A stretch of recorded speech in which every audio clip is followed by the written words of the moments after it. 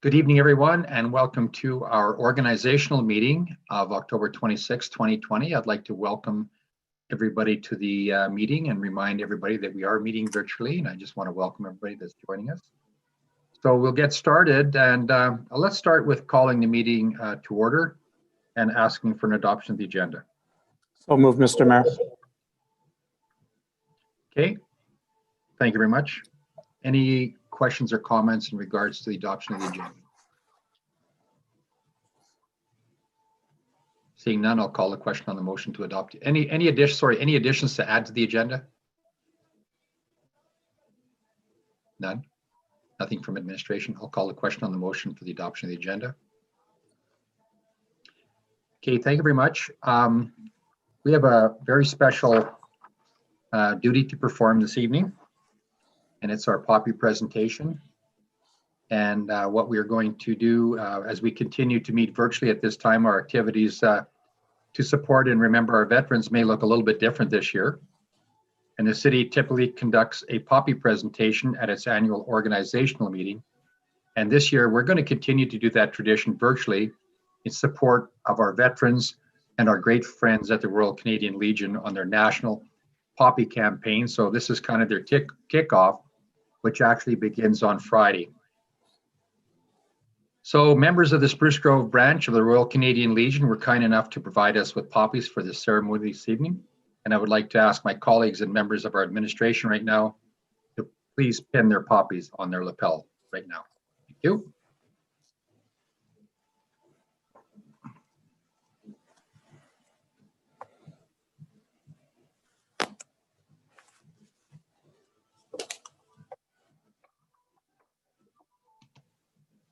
There we go. Thank you, everyone. And just wanted to add, in support of the Royal Canadian Legion Poppy Fund, the City of Spruce Grove has purchased a commemorative wreath, which will be laid at the cenotaph here in Spruce Grove, and we'll be there to do that on Remembrance Day. And we encourage the community to take time and honor and commemorate all those that sacrificed the freedoms that we enjoy today, and sincerely thank the members of our Legion, for keeping that spirit alive and a moment of remembrance. So with that, with the POPI presentation, I'd just like to observe a very short moment of silence.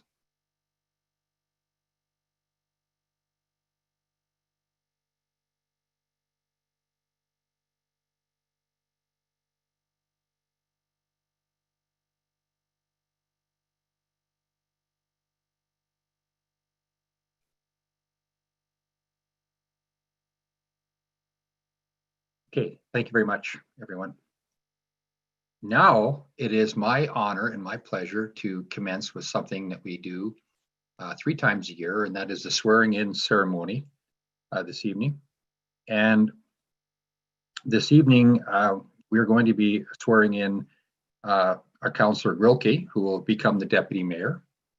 And just before I do that, I would like to take this opportunity to thank Councillor Oldham for following up, and he did a lot of backup for me, and we are very busy as a city, and Councillor Oldham attended a number of events and ceremonies and represented the city very well, and even got a few calls from me on the weekend and sometimes late in the evening about things I need to talk about. But I really appreciated the effort, Councillor Oldham. So let's give Councillor Oldham a little bit of a virtual thank you. I know everybody's muted, but I'm sure we can all hear that's great. So I just wanted to introduce that the swearing-in ceremony is a little bit different than we're normally used to. And this is done and held virtually in accordance with Alberta government regulations and restrictions during COVID-19. And I just want to indicate that the oath has been signed, and the Deputy Mayor will forward it on to our City Clerk as part of the commission. So what I'm going to do right now is I'm going to ask Councillor Grilke to show her copy of the oath, that it can be viewed by the City Clerk and the public. Okay, just raise it up just a little bit. There you go. And move it forward a little bit. There we go. Oh, move it back. Well, it's hard to see on that virtual screen. There we go. Okay, that's got it. Thank you. And both the deputy mayor and the city clerk must initial the bottom right-hand corner of their respective copies and in the office form, so it can be verified as the same document. And the city clerk, you'll have to show yours, I believe. Okay. So she's shown that. Okay, thank you very much. So if I could get Councillor Grilke to unmute her mic, and I'd like to request her at this time to read her oath of office. Thank you, Mr. Mayor. I, Michelle Grelke, do affirm that I will diligently, faithfully, and to the best of my ability execute according to law, the office of Deputy Mayor for the City of Spruce Grove. Thank you very much. And I just took a photo of that declaration as you were taking it, so we can share that out. So the Deputy Mayor, I'm going to ask her to sign that document now. Let me take off my virtual background. Okay. There we go. Okay, you've got a signature on there. I think if you raise, there we go. That's, we've got that. And that it has been signed. And once the city clerk receives this copy, it will be printed and attached to the city clerk initial copy with a certificate signed by the city clerk stating that the process was necessary because it was unsafe for us to be physically present together at this time. So thank you very much and welcome. And the City of Spruce Grove is welcoming and congratulating Councillor Grilke for taking on the role of the new Deputy Mayor for Spruce Grove. And her position will be on for 4 months, and we're going to make sure she keeps busy. Okay, thank you very much to the City Clerk for that. Okay, thank you very much. So now we're going to move forward with the organizational meeting. And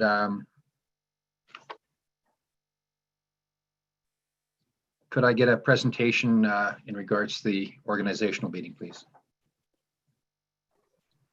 Thank you, Mr. Mayor. I actually forgot that my name was beside this item, so my apologies for turning off my screen. So before council this evening, each year at our organizational meeting of council, we set the upcoming meeting dates for council and committee of the whole meetings. This year we have followed a relatively similar process for our meetings, but relatively similar dates, being that we meet on the second and fourth Monday of the month for regular council meetings, and on the third Monday of the month for our committee of the whole meetings. We have added one additional committee of the whole meeting date over the summer months, and that's just to accommodate the increase in business that we've been seeing as a general trend over the past couple of years. Okay, thank you very much. That's your presentation on the meeting dates. I just let council review the meeting dates. And if there's any questions or comments, please indicate by raising your hand. Okay, seeing none, sorry, should have done that previously, but could I get a motion, please, to accept the dates and read the motion in full? I can make that motion, Mr. Mayor. I'll move that the calendar of regularly scheduled council and committee of the whole meetings be approved as presented. Okay, thank you very much, Councillor Acker. Any questions or comments in regards to the meeting dates as part of our organizational meeting? Seeing none, call the question on the motion. Okay, thank you very much. That's been carried. Okay, moving forward in regards to our 2021 board and appointments. Could I get a motion, please? Councillor Oldham.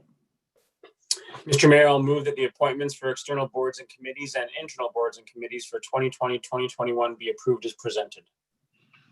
Okay, thank you very much. And it looks like I have my name beside that one. And I just wanted to, first of all, ask, are there any questions or comments in regards to the board appointments?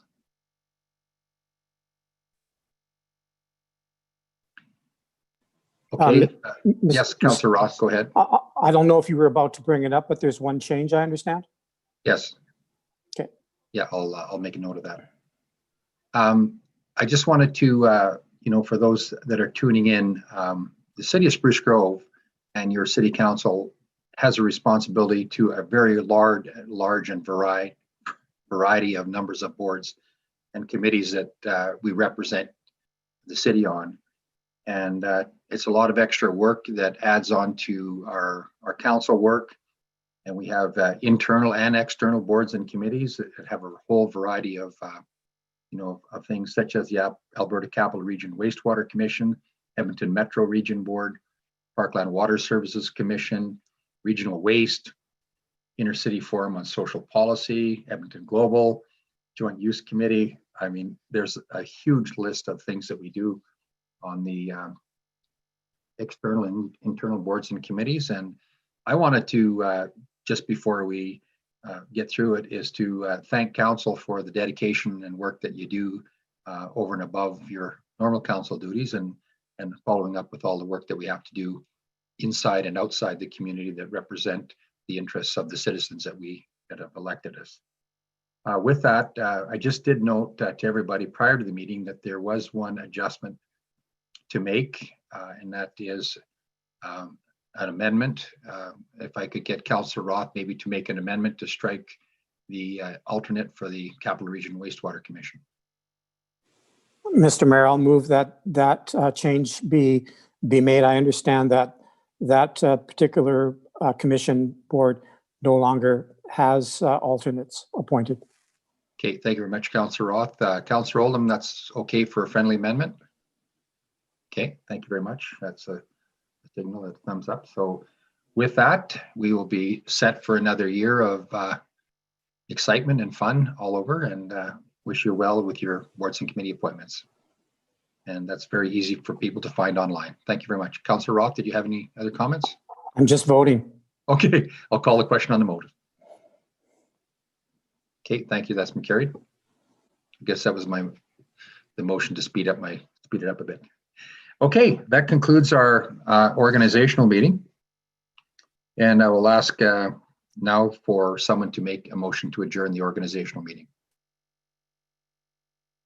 Councillor Grilke, or Deputy Mayor Grilke? I'll move to adjourn the organizational meeting. Okay, thank you very much. I'll call the question on the motion.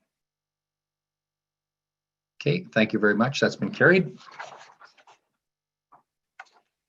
So we are going to go to our regular council meeting this evening. So what I'd like to do, we're welcome everybody to our regular council meeting of October 26, 2020. I'd like to call that meeting to order. It is at a different meeting. It's our regular council meeting this evening. And so I would like to ask one of my colleagues for the adoption of the agenda for the October 26th meeting. So move, Mr. Mayor. Okay, moved by Councillor Roth for the adoption of the agenda. Are there any additions to the agenda from council? Seeing none. To our interim city manager, Mr. Orlansky, any additions or changes to our agenda? Nothing, Your Worship. Okay, thank you very much, Mr. Orlansky. With that, I'll call a question on the motion for the adoption of the agenda. Okay, thank you very much. That's been carried. Give me a moment to change my screen here.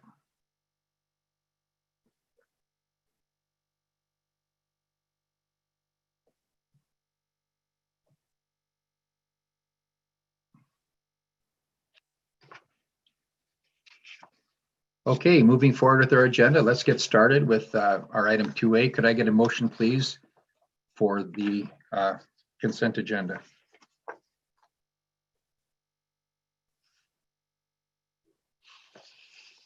Councillor Grilke? Or I sorry. was just gonna, no one was putting up their hand. Okay, Mr. Mayor, I will move that the recommendations contained in the following reports be approved. Item 3A, October 13, 2020 regular council meeting minutes, and October 19, 2020 committee of the whole meeting minutes. Item 10A, C-1137-20 land use bylaw amendment redistricting Easton Stage 1. Item 10B, C-1136-20 land use bylaw amendment redistricting Easton Stage 2. Item 12A, various boards and committee meeting minutes. Okay, thank you very much. Those items are for first reading. Does anybody want any of those items struck from the consent agenda for consideration or discussion? Okay, thank you very much. Seeing none, I will call the question on the motion for the adoption I'll call the question on the motion. Okay, thank you very much. That's been carried.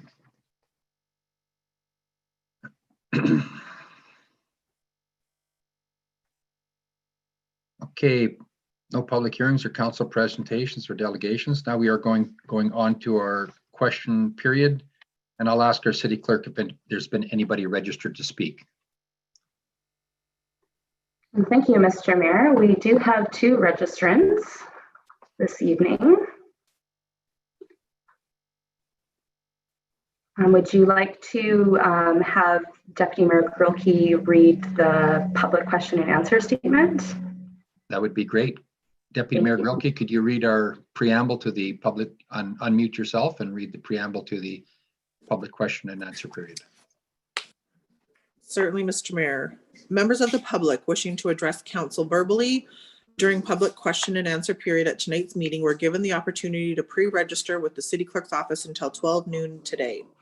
Members of the public were also given the opportunity to email a question prior to the meeting and may also submit an emailed question at this time.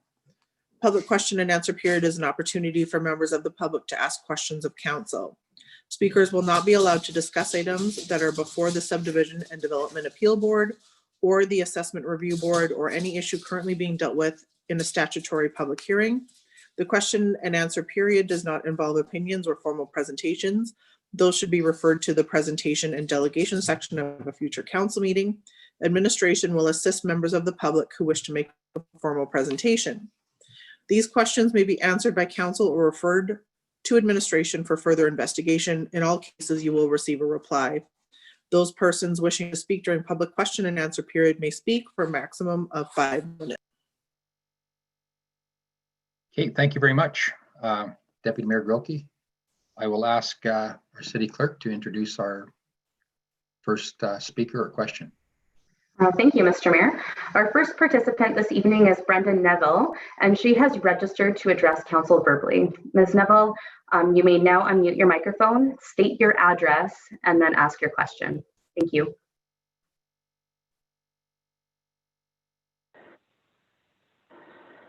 Hello, can you hear me?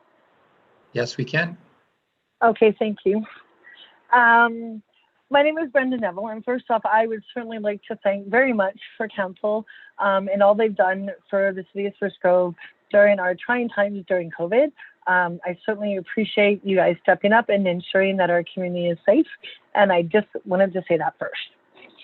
I actually look back today, and I have been coming to council since 2006 in regards to obtaining more ICE services for our community.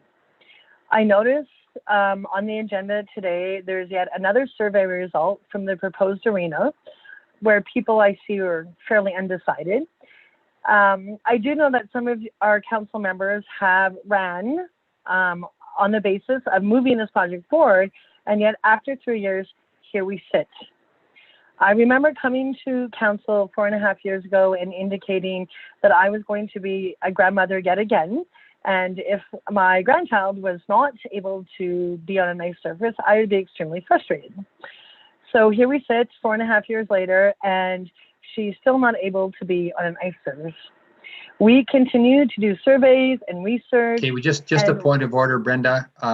We have to be careful that we don't cross the line on a bit of a presentation there. Was kind of getting that. No, fair enough. Yeah, 2 more sentences, I promise. Okay, 2 more sentences. If you respectfully request that you ask a question, Ms. Neville. Yeah, okay, so here's my question. It's very frustrating that the ice shortages continue to happen in Spruce Grove, and even with COVID, even more so. So my question to council is this. Is this the council that is truly going to take the required leadership to move forward with this project and finally get it done? Or are we still going to be sitting here 3 years from now and having the same discussion? Okay, thank you very much, Brenda, for the question. And I think I don't need to refer to our administration to answer that question. We are looking at it on our agenda this evening in regards to some of the work that we're doing. And we are going to be talking very closely to our regional partners in the next little while because we believe it's a regional project and we need to get some assistance with the city. But I can assure you that we are trying to move the needle forward with further discussions, and we are looking at it as far as our included in our corporate plan coming up for approvals and that discussion. So we're moving toward it. We're moving toward further discussions, and we know your passion for getting this done, and we appreciate you reaching out to us again. And I know you haven't given up, that I can tell. But thank you very much for the question. And there's lots of work to do and some very big decisions for us to make as a city, but I think we're moving forward with that decision process. Thank you. Ms. Neville, if you're still on the line, can I please have for the minutes your address? Yeah, 24 Austin Crescent. Thank you. All right, thank you, Mr. Mayor. We have another submission that was submitted this afternoon. So our second participant is Elena Christie of Gilmore Way, Spruce Grove, and she has asked that her question be read on her behalf. Okay. So she actually has two questions here. The first is, has the City of Spruce Grove Council and anyone else responsible for the imposed temporary bylaw consulted a respiratory expert prior to implementing mandatory masks? Mr. Wolanski, I'm going to refer that to you. Thank you, Mr. Mayor. As council is aware, from the beginning of COVID, the city has relied upon experts in the medical community, most notably our chief medical officers from both the government of Canada and the government of Alberta. As we know, the city does not employ their own medical personnel or have their own readily available expertise in that regard. So we rely on the advice and recommendations of a multitude of health officials who then have the access to the data, the studies, and other contacts around the world to make that advice to us. And specifically regarding face coverings and our definition therein in our bylaw has been one such recommendation from those officials. And it is just, again, one of the tools that we've implemented in our battle against this pandemic. Okay, thank you very much, Mr. Wolanski, and I hope we can make sure that we provide that information, to the residents. I don't know if she is listening or if she needs to have that center, but we can certainly get her that information. And then you said there was a second question, Mrs. Gray? Yes, Mr. Mayor. The second question is, if not, can you please provide evidence that a mask will reduce the likelihood of transmitting or developing a condition from coronavirus, known as COVID-19, without imposing new and/or additional health risk to the wearer? And if the council has, could the council please speak to and publish their findings for the evidence that supports that the use of masks and their specified types will reduce the likelihood of transmitting or developing a condition from the coronavirus without imposing new and/or additional health risks to the wearer? Thank you very much for the question, Mr. Wolanski. That is a complicated question, I'm sure, that's being looked at by health professionals all over the world in regards to this. Do you have anything that you could add to follow up in regards to the question? Yeah, I would have the similar comments regarding how we receive the advice from those and the access to data and studies that they have. The only thing I would add in regards to the comment or the question around people who may have health issues related to mask wearing, our bylaw does, as similar to others, have exemptions for those that might have some medical conditions that a face covering would cause problems for. And so that's already included as well, built into that advice and recommendations from health officials. Okay, I'm not sure if that totally answered the question, but I think if we have a close review of the content of the question, and if there's any further information that we can provide the lady that asked the question, I'm sorry, didn't write her name down, but I appreciate her checking in with us and recognizing that the City of Spruce Grove is following to the letter of the law, to the best of our ability, all recommendations from Alberta Health Services, and that is part of their recommendation in regards to the use of masks where social distancing is, and they also respect those individuals that have respiratory issues that prevent them from wearing one, and we certainly respect that as well as a city. And we are deeply concerned about the health and welfare of our community. And I think everyone on this city council shares the belief that we're going to continue to work together to follow all the recommendations of Alberta Health. And thank you very much for those questions. They're difficult questions as we work through this process of, thank you. Mr. Mayor, if I may, we've also received another email submission during the meeting. So with your permission, I'll read it out loud to council. So this question is from Carol Gagne, and her question is, without infringing on anyone's privacy, would someone be able to tell us what has caused our COVID numbers to skyrocket today? It would be more informative for the public to know the cause. For example, social gatherings, school, sports. Thank you. I think, Mr. Wolanski, would this be part of your update to the community in regards to your COVID update? Could that be answered at that time?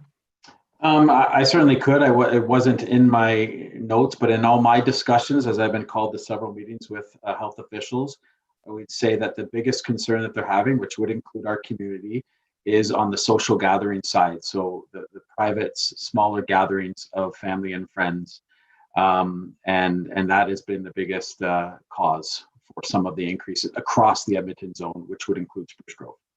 I can't get into obviously the specifics because that does deal with privacy, but I can say in generalities, that is one of the concerns even for our community about the recent spike in numbers.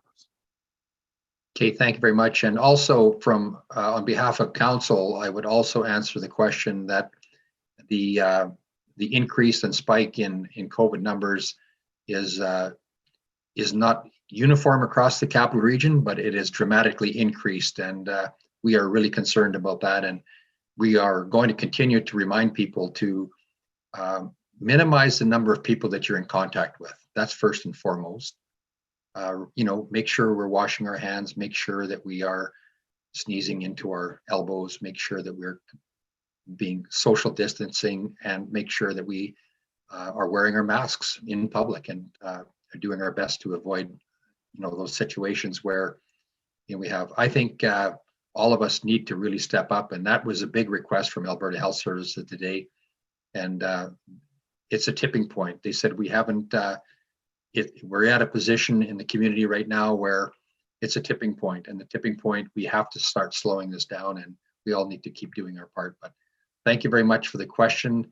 And would also add from some of those, it has been community transmission. So we don't exactly know in some of those cases where it was contacted from any particular gathering, but there are some just straight community cases as well, I think.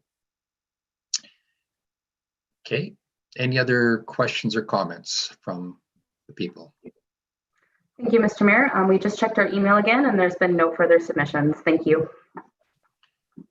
Okay, thank you very much. And thank you to those residents that used this virtual session to join in. So with that, thank you very much, and we'll move forward. We're going to move forward to our community update on COVID-19 to our interim city manager, Mr. David Wolanski. Mr. Wolanski, some startling numbers for us to delve into today, so go ahead. Yes, Mr. Mayor, thank you.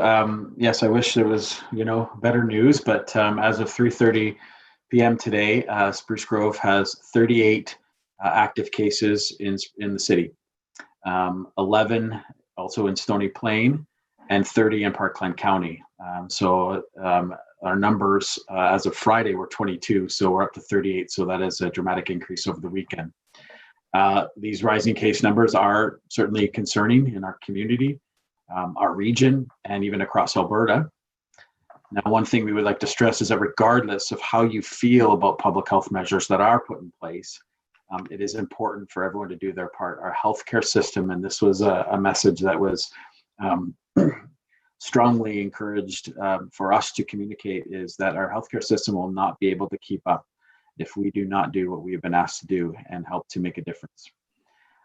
As this council is aware, but for those that aren't aware, as of 9 a.m. on Friday, in response to Spruce Grove being placed under a watch status by the province's Chief Medical Officer of Health, our temporary mandatory face coverings bylaw was implemented.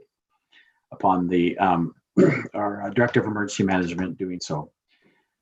People, and what this means is that people must wear a mask in all indoor public places, public vehicles, and any outdoor public place that is significantly enclosed. There are exemptions on the city's website, and we'd encourage people to go there for the full details. This bylaw will remain active for a period of 30 days following the removal of the provincial watch status. And of course, we would keep the community apprised of when that changed, so that they knew that we had, when that 30 days that it would still be applicable for kicks in. We do recognize that residents needed time to be made aware and make the necessary adjustments. And while the bylaw came into effect before the weekend, we have asked the community for compliance as of today. We will emphasize education and awareness. Our goal is increased compliance. And so again, we will prioritize enforcement responses appropriately. But again, we will focus on education and awareness and increased compliance. More information is available at sprucegrove.org/masks. So please check that out. If there are questions about the bylaw, please complete the form. There is a form on the city's website, or contact enforcement services directly, and there's information on how to do that there as well. They would be the ones that provide the best answer, or the best advice and answers around the implementation of this bylaw and how it's applicable. There is also a link with business-related information and resources such as FAQs and a downloadable poster. And we would encourage businesses to go to that site and utilize those materials if they so choose. We know that there has been voluntary public health measures in place in the Edmonton zone for a few weeks now. Today, some voluntary measures previously introduced, most notably around the gathering size limit, became mandatory in Edmonton within the city limits, and have also been introduced in the city of Calgary based on the concerns of rising cases there. They continue to remain voluntary in the surrounding communities, including Spruce Grove, but again, are mandatory in the city of Edmonton, certain ones. Again, to remind the public and council, these public health measures are to limit social and family gatherings to no more than 15 people, limit your cohorts to no more than 3, and wear non-medical face coverings or masks in all indoor work settings, except with when alone in a workspace such as an office or cubicle. The city's emergency management agency is closely monitoring the situation. We continue discussions with regional partners and public health officials and how it impacts us and how we can continue to provide information to the public in support of everything that is happening in our region, and to support Alberta Health and our Chief Medical Officer in getting the message strongly out about the importance of these significant increases in cases and what we can do.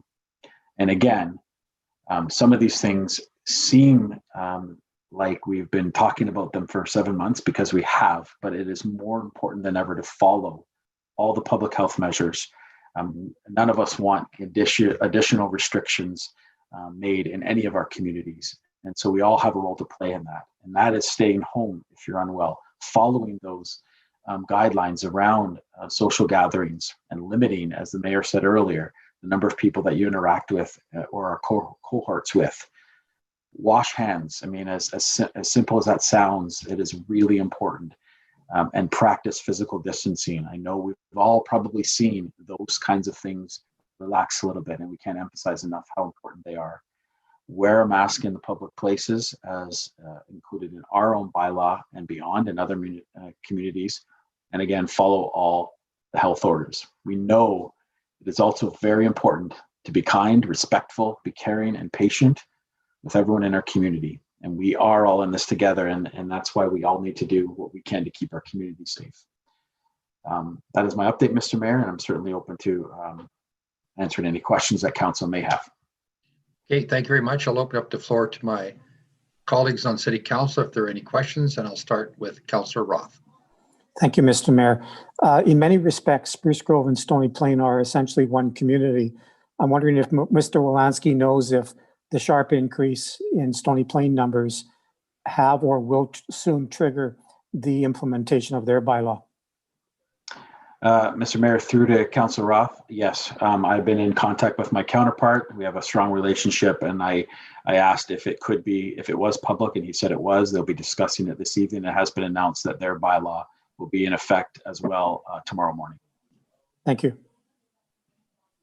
Yes, thank you very much, Councillor Roth, for asking that question. And that's a good one for the region and our public to know that are watching that, that Stony Plain is implementing theirs as well. And I think it speaks to the significant volatility of the situation we're all in and the tremendous amount of infection rate that this can multiply with. So thank you very much, Mr. Wolanski, for the update, and thank you for the reminder to the community. I think you continue to stress the importance of minimizing social interaction, and I think that's the biggest thing that we can get out there is that, just really watch who we connect with. So thank you very much for the update. Could I get a motion from one of my council colleagues to accept from information? Councillor Stevenson. Oh, do you have a question, Councillor? Yeah, a question/comment, because, this has arisen over the weekend, and I'm sure I'm not the only one. Just in terms of when there are questions or concerns that are specific to the bylaw, including signage, a lot of council members, most of us are directing them to enforcement services. And I understand after speaking with the chief this afternoon that that is in fact the right thing to do, simply because they do share that information with all of the other enforcement officers so that they are applying and interpreting the bylaw as intended, but also uniformly. So I just want to confirm, Mr. Wolanski, that that is the case, that we should be answering basic questions, but when it comes to the enforcement part, or if there's any question or concern, we should be directing them to enforcement services. Yes, Mr. Mayor, through to Councillor Stevenson, absolutely. I actually did get a report later this afternoon, and that has been taking place. And it's as simple as, just a simple little question regarding the bylaw and just interpretation, or to bigger things around what happens if around already some concerns expressed about some businesses. We'll be speaking and reaching out and educating as that. So small to larger, that is both the place to go. Perfect. And then just to clarify, there is a line that they can call. It's a non-emergency line, but it is a phone number that they can call regarding the bylaw specifically, right? And it's found on our website. Correct. Okay, great. Thank you. Okay, thank you very much, Councillor Stevenson. That's another excellent question, because there are a lot of questions that are coming to council, and it's best for council to direct those inquiries directly to our enforcement services, as they have a whole variety of answers for that. So I encourage you to do that. And you can call our enforcement services, and that number is on our website, but it's at 780-962-7586. Thank you very much. Any other questions or comments? Okay, thank you very much again, Mr. Wolanski. So if I could get one of my colleagues on council to accept Mr. Wolanski's report for information.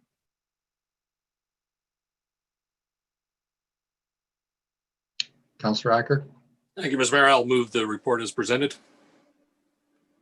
Okay, thank you very much. I'll call the question on the motion.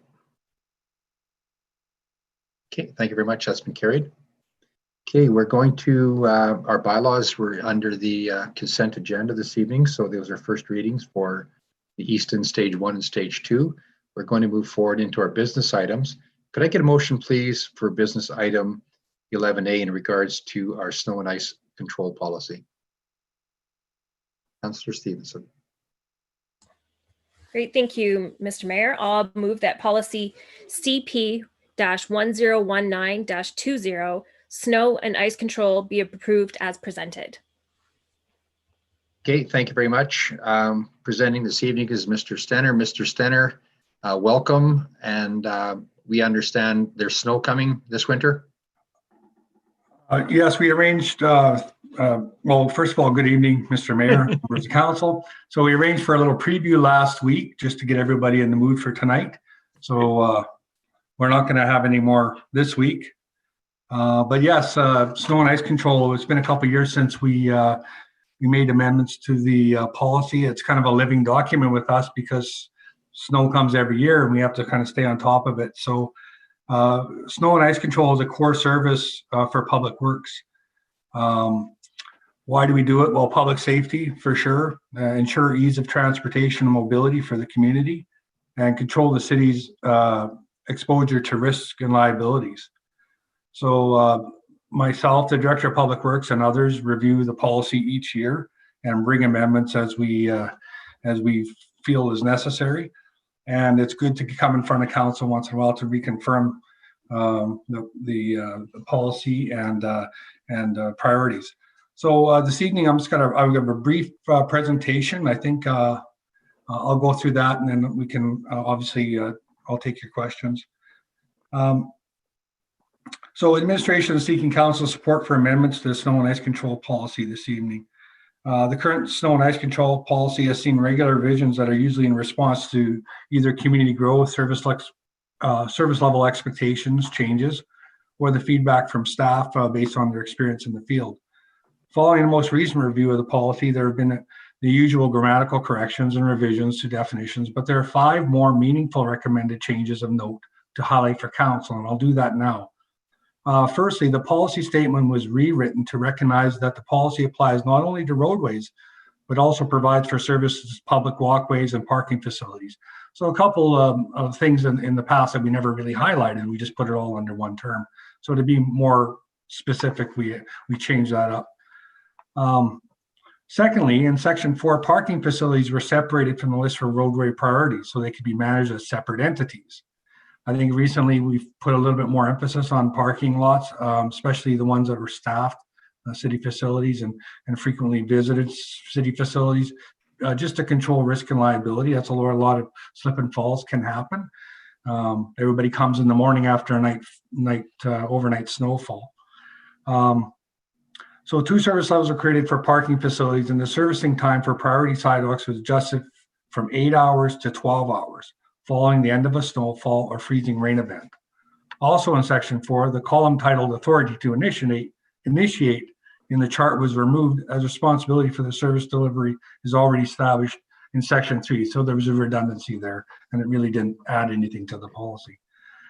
Thirdly, the time allowed for the provision of snow removal for city buildings and transit stops is increased from 8 hours to 24 hours.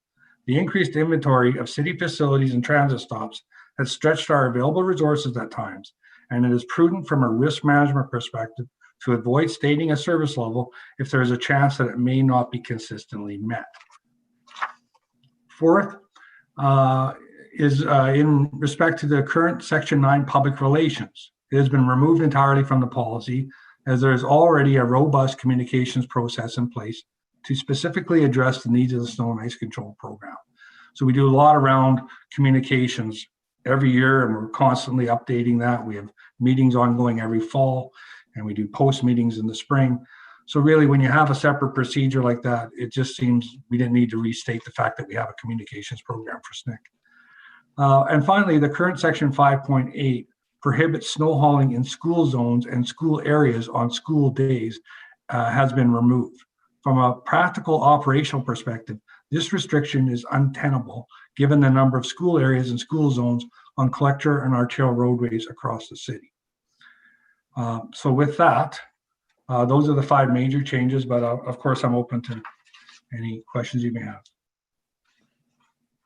Okay, thank you very much. I'll open up the floor to my colleagues on City Council if there's any questions or comments in regards to the snow policy. Councillor Oldham, go ahead. Thank you, Mayor, and thank you, Mr. Stenner, for all the work that your crew does. I think our city constantly gets lots of kudos and praise because of the snow clearing job that we do. Anyone that moves from particularly the city of Edmonton and comes to Spruce Grove is very grateful for the job that's done. So thanks to your crew as you get ready for another year. A couple quick questions. Do we ever track how often we're able to meet service levels? So we're going from 8 to 24 hours for bus transit areas and whatnot. Is that something that's tracked, or is that just kind of the goal and we hope to reach it most of the time?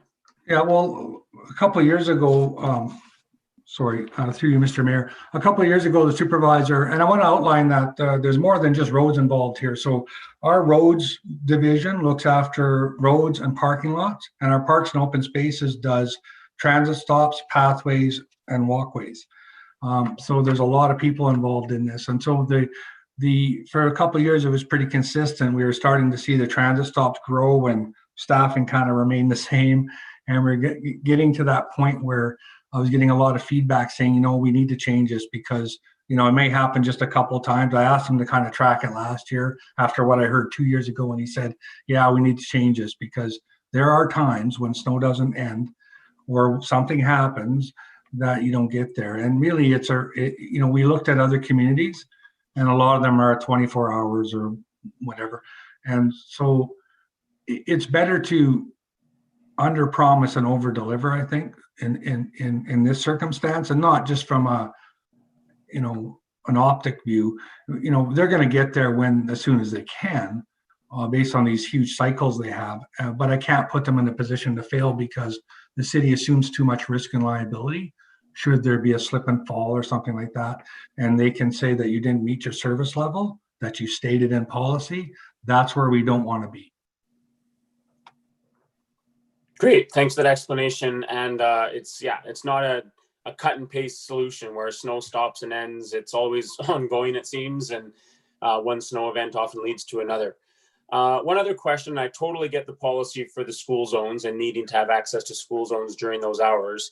Would it be a consideration to try, not in policy, but to make kind of a practical effort to avoid school zones during kind of the peak times, that 8 to 9 a.m. and that 3 to 4 p.m. I know there's lots going on and you have lots of different priorities.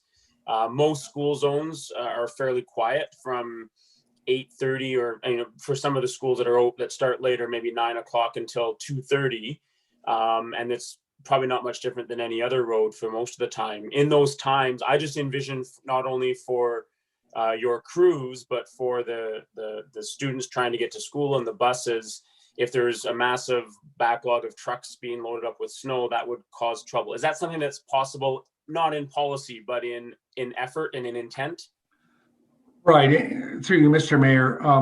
That's a really good question. And I think last year when there was generally it's kind of limited almost to St. Joe's, where you have a narrower road and just there's one road in, one road out, and that kind of thing. So that seems to be where the pinch point is and where we get the negative feedback. But a lot of times it's perception, these big trucks, but they're generally often the resident, it's usually when we're doing residential, not when we're doing collectors. So of course my staff, certainly the foreman that's running that crew, the supervisor, very aware of the issues around there, and they don't want to be criticized or seen to be doing something negative. But it's really unfair for me to ask them, last year when I looked at it, and saying, well, looking at the timeline and coming from the one neighborhood to the next one, I can't ask them to do something different because they have nowhere else to go, right? And so everything's on the clock. If it's residential, everything's on the clock, and they've posted it on the web. They made promises to be there. Enforcement comes in. It's a train that you almost can't stand in front of. And we've talked a lot about it internally. We have more supervision on site with the foreman. We don't have a history of reckless speeding or anything. Any time that we've had any complaints, we've basically disproved that there was speeding or anything untoward happening. So it's just having, I think, a heightened awareness and really communicating and having those discussions at the morning pre-work meetings. We have to control contractors too. A lot, all the trucks are contractors, so you have to, lay down the law with them. So there's a lot of preventative stuff we can do, but to just say that we can't go down that road because it's 9 o'clock. I mean, they're doing the best they can. And when we time tracked all their movements last year leading up to that, there's pretty much nothing we can do once we start, because if we stop, we stop, and I don't know what, where there was nowhere else to go at that time, because you have to project 3 days ahead and then everything has to go right just to get there. Never mind get the work done. Then when you get there, then you have to have all the cars removed, so enforcement has to be there, and then you can't tow a car and not show up. That's not good. So we have explored it a lot, and we understand, and I understand public concern, I understand council concern, and we always strive, to operate safety first. We're not putting productivity ahead of safety. We're just saying we're going to produce safely. Yeah, no, I know it's, again, like I said earlier, there's a million pieces to all of this. And I just think that for your crews, if nothing else, their efficiency would be impacted if they're having to navigate, say, a high school with 500 students driving in literally a 20-minute window. There's 500 kids that would drive into a high school parking lot. And so just something to think about as you go through your winter. And once again, thanks to you and your team for all the great work you do. That's all, Mr. Mayor. Thank you. Okay, thank you very much. Any other questions or comments? Councillor McKenzie, go ahead. And then Councillor Acker. Yes, thanks, Councillor Oldham. You actually raised my question, and that's where, during the presentation, it's, we've removed the snow hauling on school days, but it's actually, the old wording was already between 3 different times. And, while I respect that things are, in a process and we got to move forward with that, I just really struggle because when you look at Copperhaven and St. Peter and that intersection there, and I know McLeod Avenue in front of Broxton Park School, sometimes there's 5 or 6 school buses lined up during that time.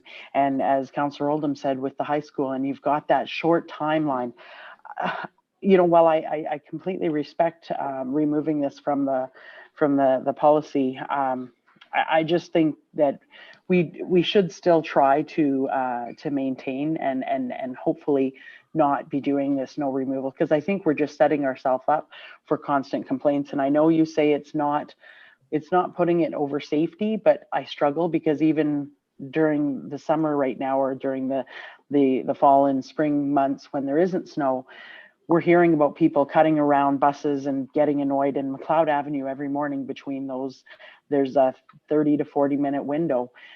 It's crazy. And if you were to throw in, the windrows in the middle and it just, you're leading yourself up to aggravating people. So I just struggle with at least not having some sort of principle that we try to do this. So a little bit disappointed in the answer, because I didn't feel like, yeah, sure, we'll try. We're removing it from the policy, but of course we'll still try. So just a little bit disheartening. Well, through you, Mr. Mayor, I just think that, again, it comes down to, under promising and over delivering. I can't say that I'm going to never have staff in that area at those times. What the policy says now is very misleading, because there's, I think, 13 schools in town, and I think there's 15 or 16 of these areas, and some schools have them on both sides of school areas. So to say that we're not going to traffic any snow removal vehicles through there during either a collector snow route situation or residential clearing. I think too, we have to put a little bit of perspective around the residential clearing. We average 1.1 clearings a year in Spruce Grove. So it's going to happen once. And yes, we will endeavor to do whatever we can to mitigate. I don't want to drive a truck through there if there's school buses and all that. And they know that, and they know that we have to do everything we can to not be there at the worst possible times, i.e. when the buses are dropping, kids off or picking them up, those 2 pieces a day. But it's not something I'm going to come to council and say, well, I can provide the service, but yet I can't. So, because you're already juggling garbage days, so that might move the day. You're already, sequencing the neighborhoods. So I don't mean to be evasive or to be to present that it isn't top of mind, and we would do everything we can to avoid getting calls, because you have to believe that we don't want to get calls, and because we have to take all those calls, as do you. So I share the pain.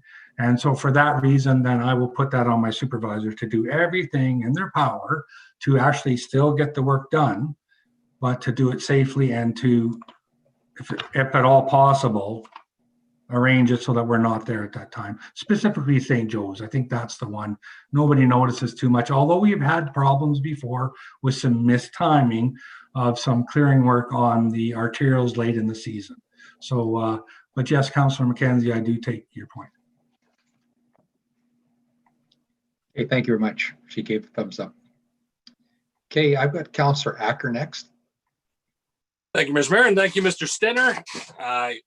I'm going to have to beat the dead horse again, because I know my 2 colleagues before me have spoken about this, and it's one that I noticed as a resident taking my daughter to St. Joseph's School for 5 years.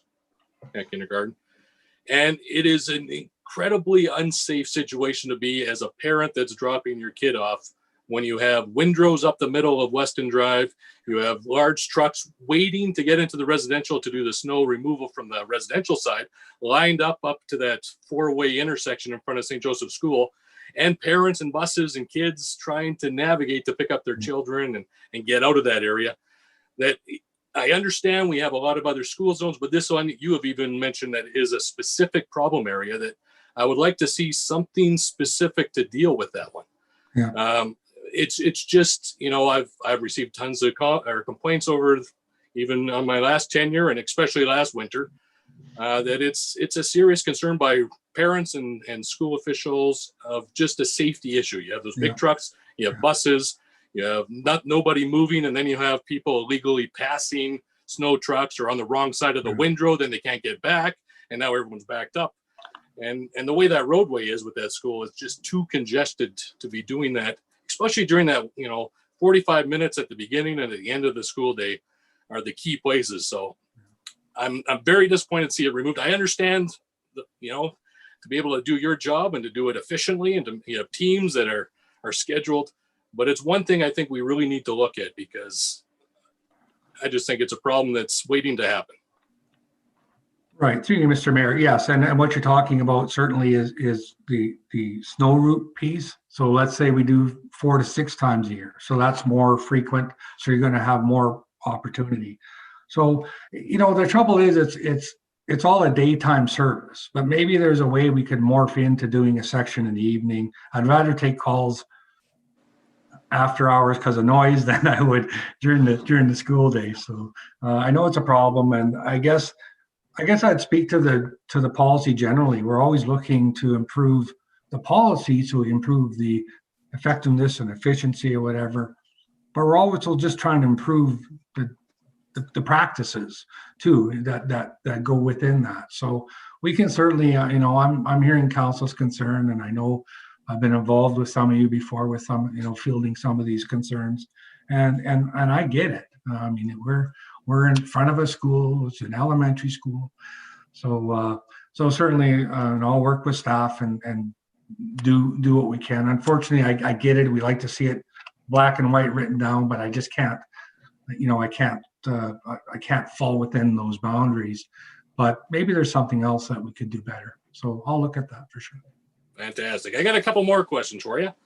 I understand in the rewrite we're removing that public relations piece because it's kind of redundant. Yeah. But within the existing bylaw, I did talk about phone numbers and a winter operations phone line. Is that service still provided even if we aren't specifically stating it in here? Right, and we through you, Mr. Mayor, we work closely with communications and all that information is on the website. We really want people to get to the website for one source of truth and one source of information, because they might learn, they're looking at snow routes and the residential's there, and they get to know the website, because communication is huge for us, right? We need people to to be on our side and to help us, move cars or just understand that what we're doing, and we want it to obviously be efficient. So we do maintain the website, and we maintain a lot of information for residents on there. That won't change. Okay. Another thing I noticed was in 5.6, and I think that's dealing with snow removal in alleys. And it was just a change in the hours of operations. I think before we went to 10 p.m. Now we're backing that up to a max of 6 p.m. Is that just, there was too many noise complaints? It was just too difficult after?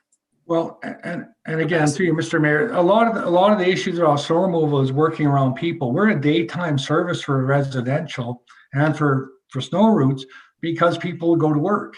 And then we get in there and we have less traffic, we have less parked cars.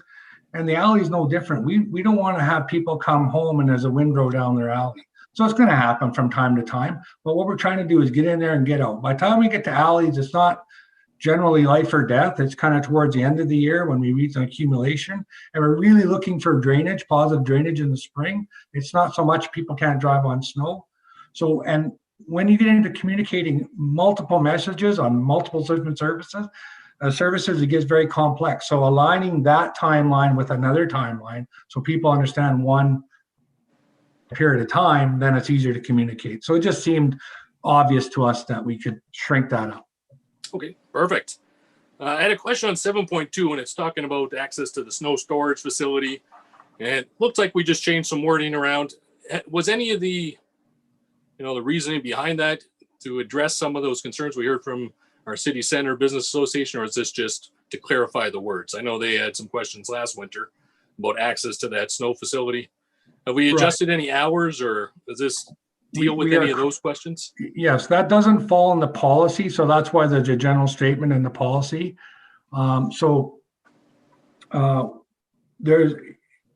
There's always been a desire for the city to provide access to the snow dump for commercial enterprises, private property uses, and that sort of thing. And so we can do that as long as it's accessible. It has to be open. It has to not be plugged full of snow. We came very close last year, very close.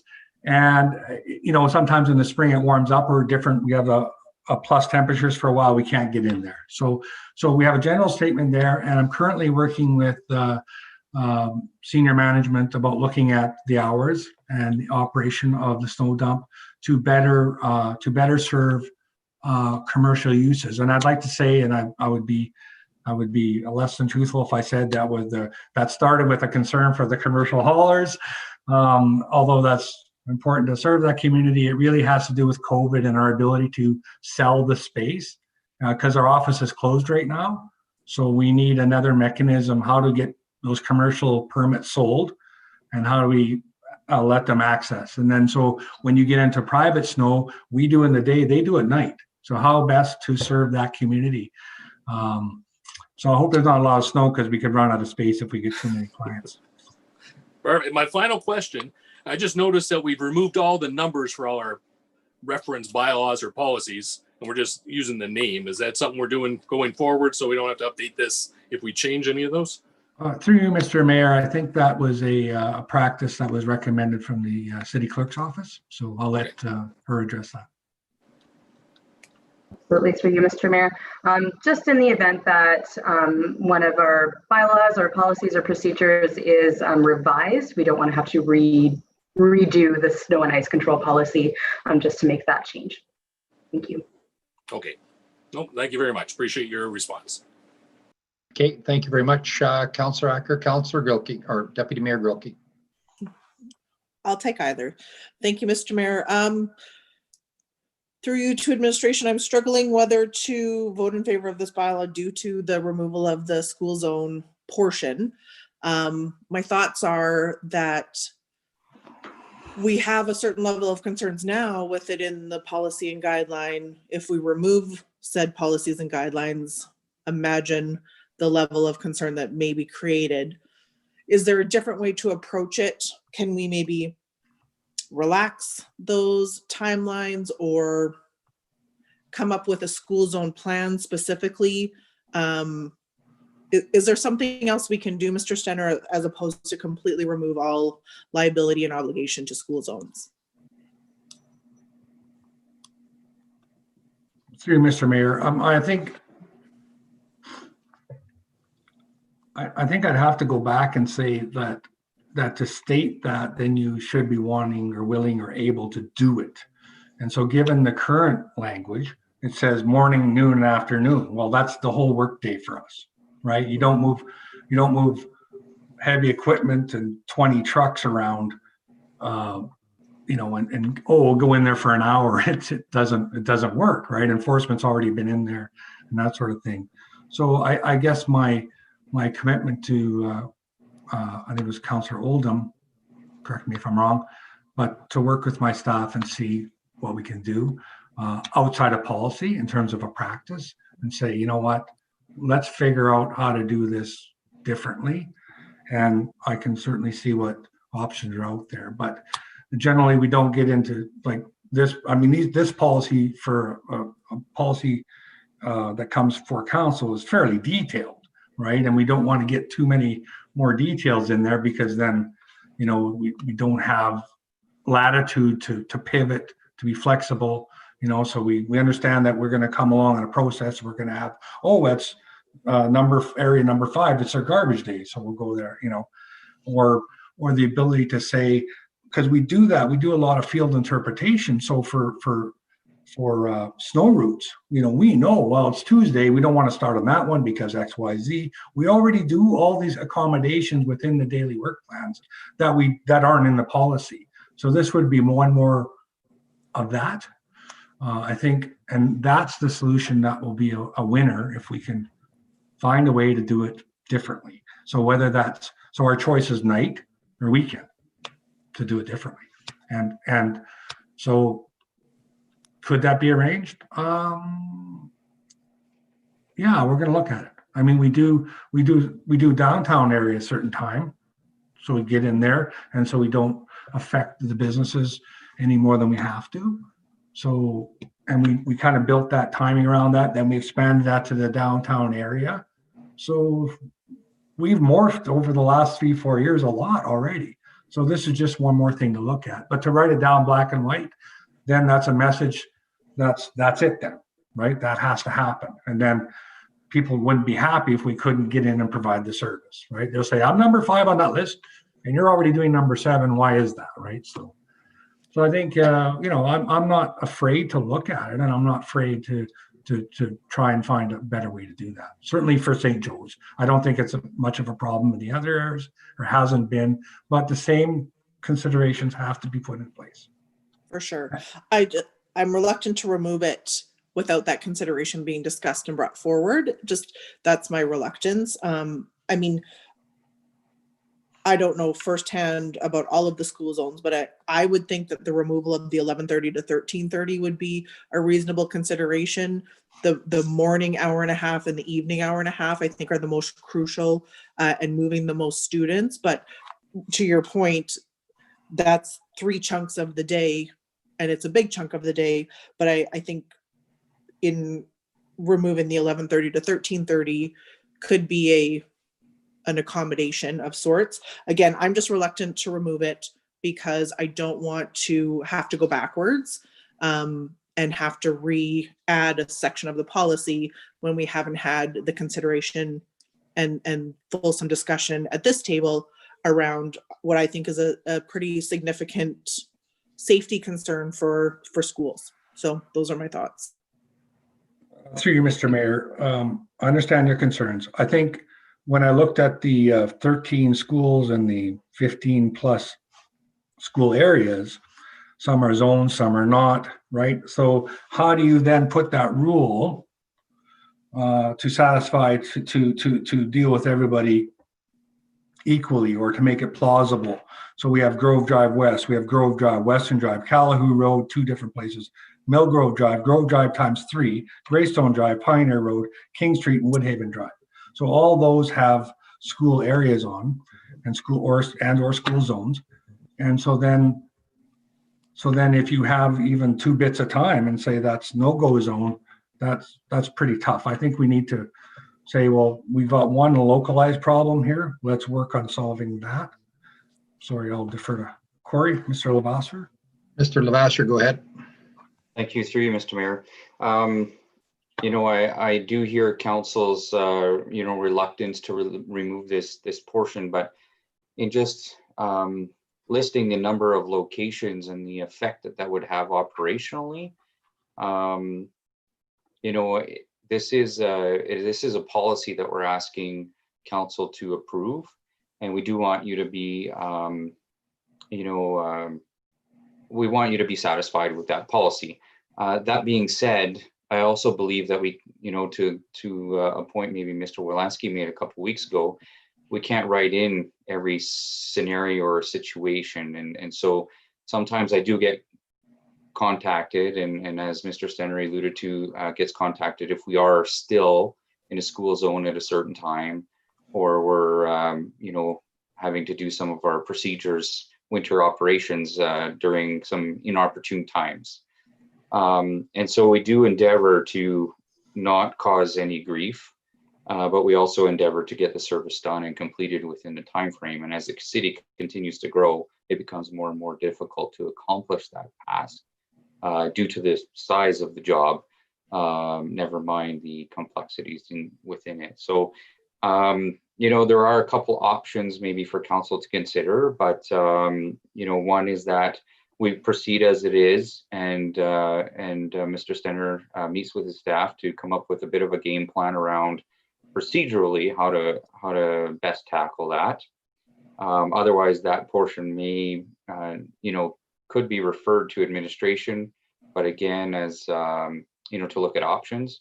But again, as Mr. Stenner alluded to, there are quite a few locations to consider, and I would hesitate to sort of play favorites if we choose to kind of keep some of those school zones out. And so, you know, there's a bit of that's weighing a bit for me, even listening to the discussion here today.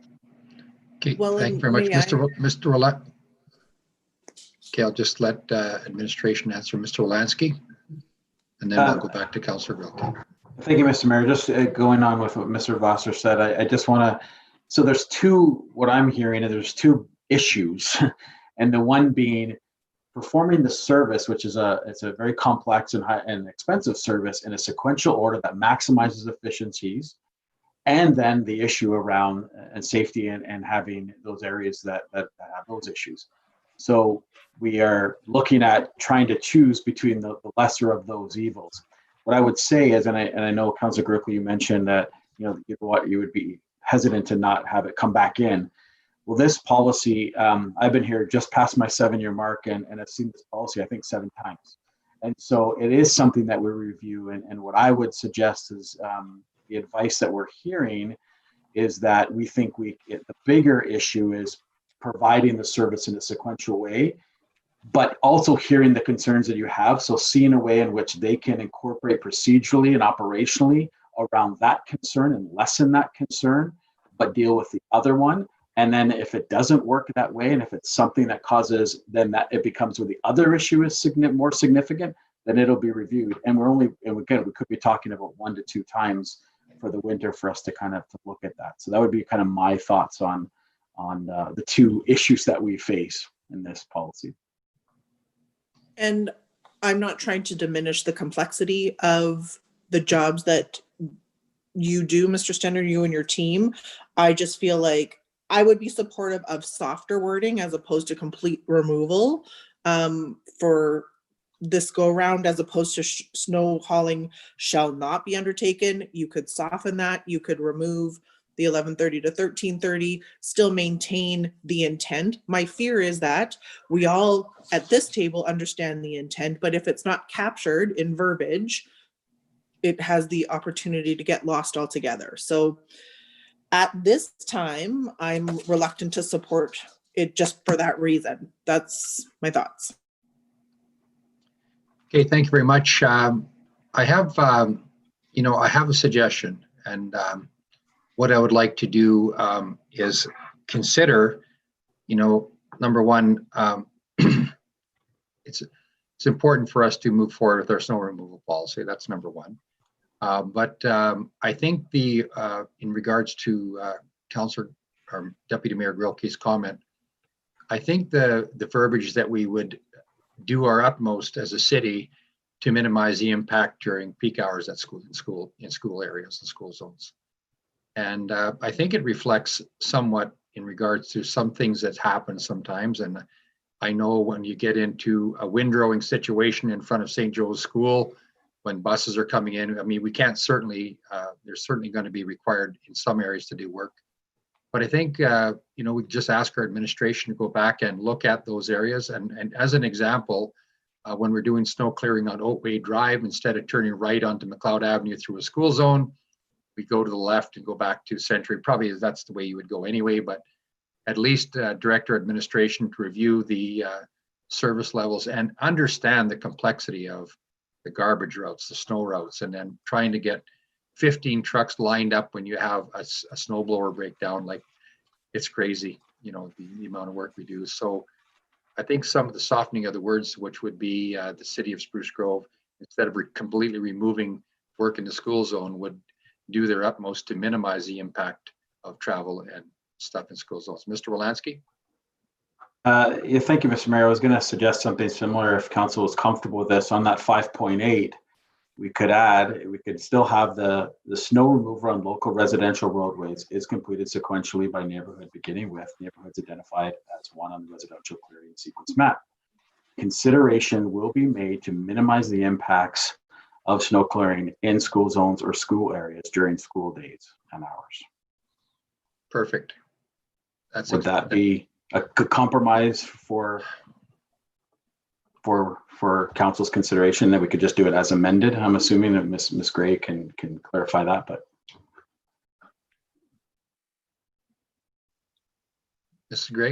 Miss Gray? Sorry, I was having a hard time starting my video, Mr. Mayor. I apologize. Yes, we can certainly include an amendment in there.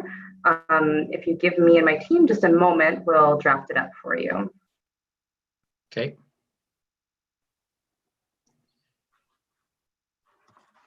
You know, I think the one thing that can also happen when, and Mr. Stenner, I appreciate the complexity of doing the work, but there has to be a recognition, you know, particularly in areas that we don't have staging areas lined up in front of St. Joe's School or in front of St. Brookwood or whatever. And we have to back those trucks off to a roadway and then bring them into those other neighborhoods. Because, you know, in West Grove, there's only one entrance into that southern portion south of St. Joe's School when you get into West Glen Crescent and all that. And, you know, there's sometimes when that staging starts to line up in front of the school and the buses are coming in, it does create, you know, that issue. But I think, you know, when you really, if you really say, you know, get an opportunity to look at those, that's only just an example of those areas. But, you know, and I know when we did a lot of night work one time, and I just want to reflect on the work as our city clerk is preparing the amendment, how hard our crews worked during a major snowfall.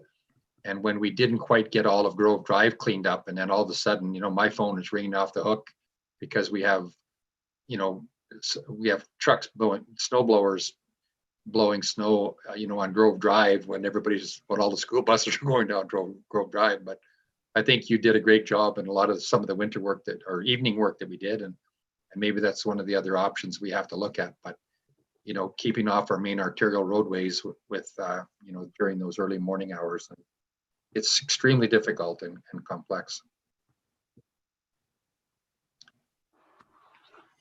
Councillor Roth, while our clerk is preparing, did you have a comment, or did Mr. Wolanski get answer some of that with this new softening motion? I had 3 questions, Mr. Mayor, and 2 of them have been asked by colleagues and answered. 1 remains. And first of all, I'll start with a comment. And I think that this council and knowing people and people in the community who are aware of the vast job that is required in keeping a community like Spruce Grove clear enough of snow so that traffic can move, people going to work, school buses taking children to school, those kinds of things. The job must be enormous, and I don't know that often people understand the vastness of the work that's required. And you mentioned Grove Drive when school buses are running, and I'll also make the point that at night, sometimes operators have been working all through the night to clear the streets so that people can get to their work and children can get to school in the morning. But I do have one further question to Mr. Stenner, and that is, Mr. Stenner, I'm aware that the policy does enable you as Director of Public Works to authorize the use of rented and contracted services. And I'm wondering what, first of all, 2 parts, how often might that happen during the course of a winter, and what might trigger such a call on your behalf? Through you, Mr. Mayor. We have a number of different contracts for snow and ice control. So we started last year with one for overnight, some parking lot work, because we just don't have the capacity to do whatever at the same time as the city has grown. We also have a contractor that works for us on 16A. Generally not until, they don't start until snow falls, obviously. And then we have a truck roster for hauling snow. So if we're clearing and hauling snow from primarily collectors, and when we get into residential, when we access the truck roster. So I think we have, I think last year was close to 80, 90 trucks rostered up or something like that. And so the triggers are timeline. We have to meet a time for some of the services, the timeline, and then others are for accumulation. So snow routes are generally accumulation, residential's accumulation, arterial roads, major roads in the morning, overnight, that's a timed event. So it's a very complex policy in that there are different standards that apply, and then you have to juggle the priorities to meet all the service levels. So generally, you know, there's not many days going to go by in the winter that we don't have a contractor or contractors working for us in one capacity or another. We also have D8 cats that push the snow at the snow pile. Once we have any snow volume, we start hauling. So it's there's a lot of contract services, and I would say in a high snow year, contract services represent our number one cost expense in the overall budget. Okay, thank you for that. Thank you, Mr. Mayor. Okay, thank you very much, Councillor Roth. Okay, well, Mr. Wolanski, go ahead. Mr. Mayor, we would like to request a short recess and we'll be able to get that completed. Okay, just as it's being worked on, I just have a couple of comments and stuff that I'd like to share and you know, talk a little bit about on the communication side as well. But what I want, one of the things I want to say, I really appreciate the cooperation that our residents are doing, you know, to assist us. I mean, it's not perfect by any means, and I think all of us can help get the message out when the snow flies, because how many times we hear people say, "Oh, I didn't know the sign, didn't see the signs were out, or I didn't see that." But you know, I think we need to start with a message that you know, when we have a major event of a major snow event, count on equipment being moved and being moved in. And the complexity which I see, because I follow around during snow removal times and I watch what's going on and I watch how they're staging trucks and how many trucks are lined up, and the complexity of having maybe 40 trucks at 100 and whatever dollars per hour waiting for snow and having that going round. They call it going round and round. And so I'd say to the truck driver, "How's it going?" "Hey, good, we're going round and round," you know. But you know, the other fact of the matter is, you know, what this city council on our new bylaw also reduced the cost to our citizens, reflecting the significant cost if you get stuck, if you're parking on a snow road. You're on a snow road, you know, we're hoping that you know, you'll find another place to park during these major snow events, because that can get triggered pretty easy. Mr. Stenner, I want to talk about the complexity of your job and the complexity of it, which I see because I've been as the mayor through winters where I would like to forget sometimes, and not because of the fault of Rome, but because of how we get hit. And you say we do 1.1 snow removals. That's correct. That's a good average, but I can remember the one year when we got almost 1.5 feet of snow in December, and then we got the same, which we did a complete removal, and then we got the same again at the end of January, and we had to do 2 complete removals that year. And I also remember last year, which I watched really closely, and we had a major snowfall, steady snowfalls throughout December and January, but it stayed super cold. So we got lots of good compaction and we didn't have that. But I can reflect back on a few years when we had the same, but we ended up having some wild weather swings in January and February. We went to +8 for a week, and then nobody could move in the city because it turned to porridge. So a lot of times our staff are rolling with the punches, and I know there's a significant cost. And I always tell people, you know, when this council is saying, do your best in a certain way, when they unleash the equipment in the morning, we generally have 76 pieces of equipment. That's snow blowers, bobcats, you know, all the graders and that are contracted and city ones, and then a lot more trucks and stuff that are out there too. So, you know, and the size of the city, will we get going in 2 different directions on both sides of the city? It's incredibly complex, but I think, you know, I think the ability to soften the impact on our school zones as reflected by council's concerns will be reflected when we have to explain to residents this year, we are doing our best. It's never going to be perfect. I'll guarantee you that. And this winter, as hard as we try and as good as we'll do, we're going to get those complaints. But, you know, that's what we have to kind of roll with it a bit and then work through that and support our staff in trying to get it out. The one thing that has minimized the impact on citizens to me is the removal. And I know for many years, all we used to do, we'd used to go in and just completely plow to the sides. And we had lots of, Councillor Roth will remember how many people would complain to him about the amount of salt and snow and stuff that got piled, because the people that had the corner lots, they became the temporary snow dumps for the winter. And we always heard about it in the spring and how come my side of the street. But anyway, I'll end with that. And if our city clerk hasn't, I don't have any questions. I was just kind of rambling a bit, but our city clerk is back. And if she has the change to the bylaw, if she could read it, or, okay, we're almost there, no worries.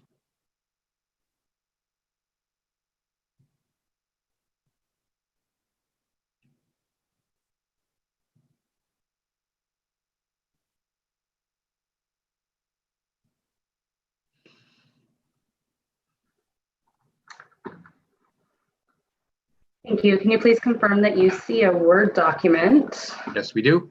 Oh, great. So the motion will read that policy CP 1019-20, snow and ice control policy, be amended to add the following after the section, following in section 8, 5.8, after map, and consideration will be given to minimize the impact of snow removal in school zones and school areas during school days and hours. Okay, thank you very much. So that's an amendment to the policy before us this evening. Councillor Grilke, are you prepared to make the amendment? Sure, Mr. Mayor. Okay, and just to go back to who made the motion? Through you, Mr. Mayor, I believe Councillor Stevenson made the motion. And so if Councillor Gilkey would like to read this motion into the record, we'll vote on the amendment and then we'll vote on the main motion. Sure, Mr. Mayor, I'll move that policy CP-1019-20 snow and ice control policy be amended to add the following in section 5.8 after map. And it reads, and consideration will be given to minimize the impact of snow removal in school zones and school areas during school days and hours. Okay, thank you very much. So that is the amending motion. Any questions or comments in regards to the amendment? Okay, seeing none, I'll call the question on the amendment. Okay, thank you very much. That's been carried. Okay, heading back to the main motion. Any other questions or comments in regards to the main motion? Okay, seeing none. Mr. Stenner, thank you very much to you and your staff. I compliment you guys all the time. We know it's not perfect. We'll do our best as a council and administration with communications to get the information out there that we are going to be in for, according to the Farmers Almanac, a very heavy snow winter. And that's what they're saying. So just be prepared and be prepared for the calls and stuff. Thanks, Mr. Melansky. Well, thank so with you. that, keep up the great work, and I'll call the question on the motion. Okay, thank you very much, Council. That's been carried. Okay, beauty. Moving forward, let's go on. I'm going to actually call a 10-minute break. Okay, we're just going to have a 10-minute break. And then we're going to come back to the Arena Complex project update from Mr. Wolanski, and we'll take a short comfort break. Thank you.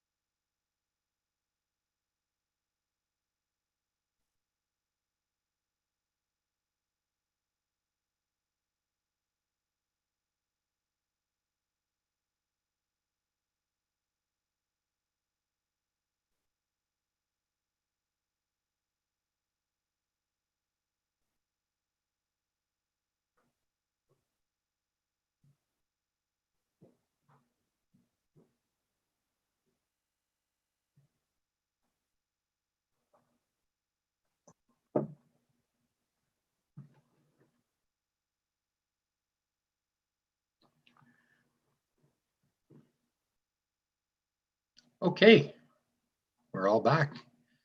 Okay, I'd like to call the meeting back to order. Thank you very much for the short recess. We're going to move on to 11B.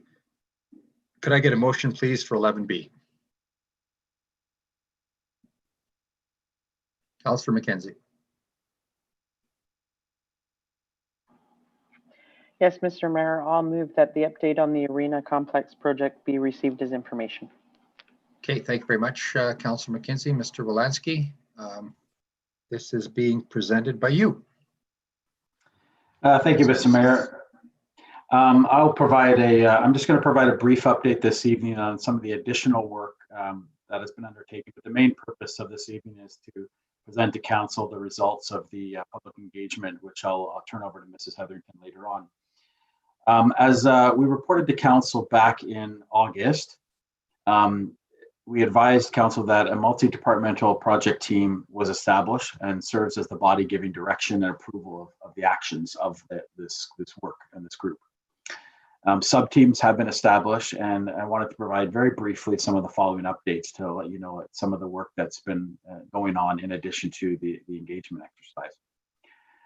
On that, the City of Spruce Grove did contract Y Station Communications and Research to develop and conduct public engagement with the community on the two options for proposed arena complex. And again, you'll be hearing lots more about that later on.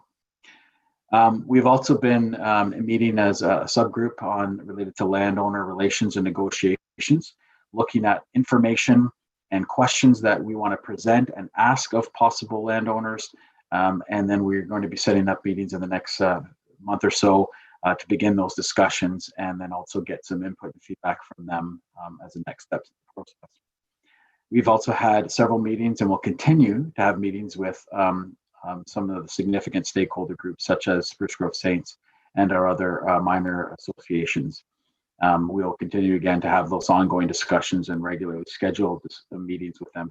This will help us as we look through some of the business planning and establish some of those partnerships in terms of needs, wishes, and what a facility might look like and what their needs are.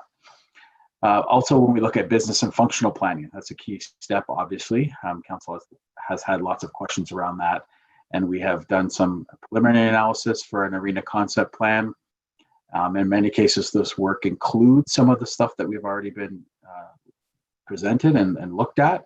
Some cases it verifies some of that information, and in other cases it clarifies or enhances some of that work that's already been done, as well as looking at other like facilities across Alberta and beyond in terms of some of their operational planning, subsidies, etc. And finally, under the regional collaboration piece, we continue to regularly communicate with regional partners when we look at alignment with other possible recreation needs. Obviously, the regional plan work that we are there's a lot of work going on, as council's aware, and that we are a part of, and then the indoor facility, recreation facility study. Continued work on all those subgroups is ongoing, so I wanted to just present a brief highlight of some of that other work to let you know that this is something that we're continuing to work on and plug through. Our intent, unless council tells us differently, is to provide council with a detailed report for a decision. That's not necessarily anything that we were looking at this evening. We will be talking about it from a financial perspective, at least in terms of keeping and having appropriate dollars in our corporate plan and what that might look like. But we're looking at providing a detailed report for a final decision or a decision in the early part of spring. And then we'll continue to have communications throughout on the process in order to keep the public and others informed.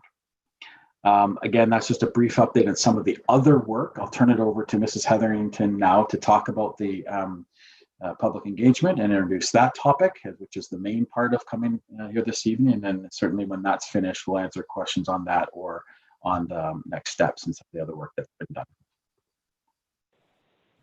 Okay, thank you very much, Mr. Wolanski, for the introduction. And also in regards to your conversations within the region, I think this is also part of the tri-regional discussion group as well, in regards to a recreation report that's going to be coming here at the end of October with them as well. So that will open up the conversation with them.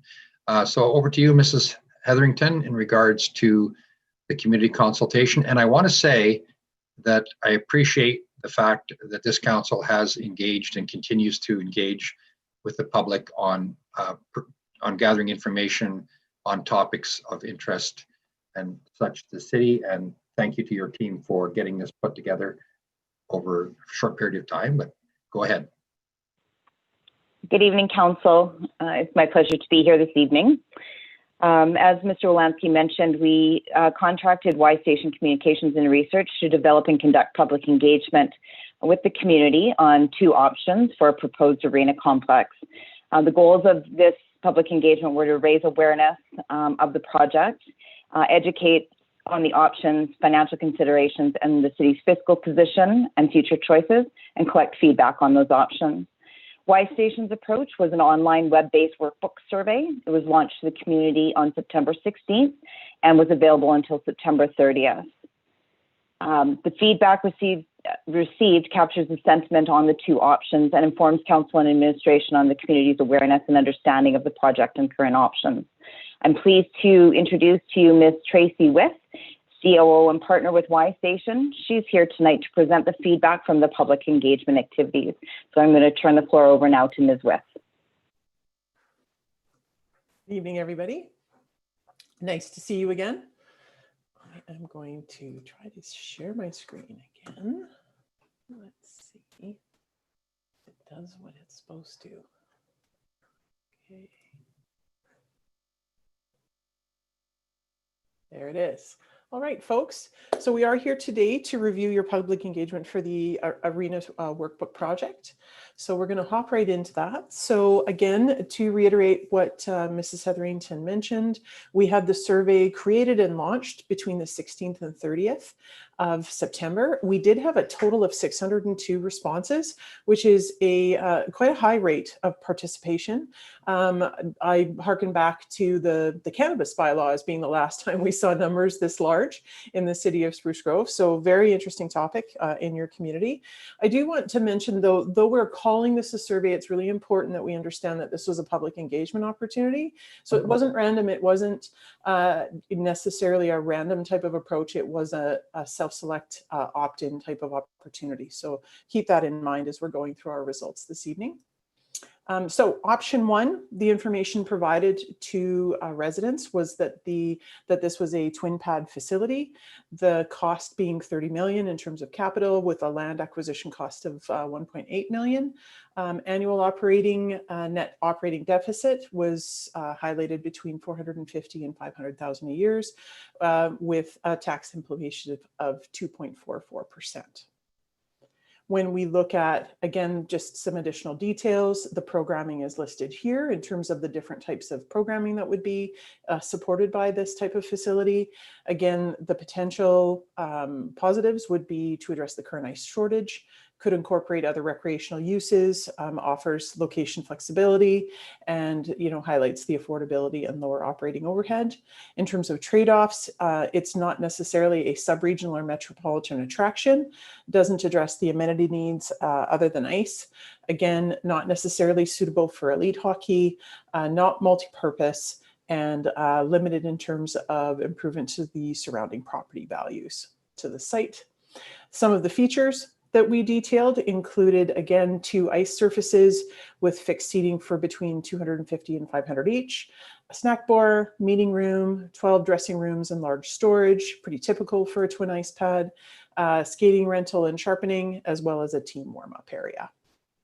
So when we look at the responses in terms of the information that we gathered, the top responses in terms of support or strengths highlighted for option 1 were the fact that it basically addressed some of the need for additional ice surfaces in the city at 42%, and that the facility is less costly or expensive to build at 17%, 14% challenging in saying that there were not necessarily any strengths to this particular option. And so those were our top options, with 28% giving us a no response or don't know. When we talked about the challenges of this particular option, folks highlighted the fact that it really didn't address any additional programming or amenity needs other than ice, and 21% also talked about concern with the cost to build the facility and the tax increase that would accompany that. Again, 28% at this point didn't highlight anything specific in terms of, again, strengths or challenges with this particular option. When we looked at, we asked an additional question with each of the options, and this one really is to look at, did you have any additional questions or concerns? And we didn't want to really leave any stone unturned when you're doing an engagement like this. 66% really didn't have anything additional to add, really 14% with no additional comments. And the other concerns being around cost to build the facility, and again, concerns with the limited nature of the twin pad facility not being able to support any other additional recreational activities other than ice. So that's option one. When we look at the appeal of option one, again, we do see a lot of the same reasons being reiterated, but overall, the appeal of this particular option, we had 13% that found it very appealing, 14% at 4 out of the 4.4 to 5 scale, 18% sitting on the fence, 18% at 2, and 32% mentioning that this particular option was not at all appealing.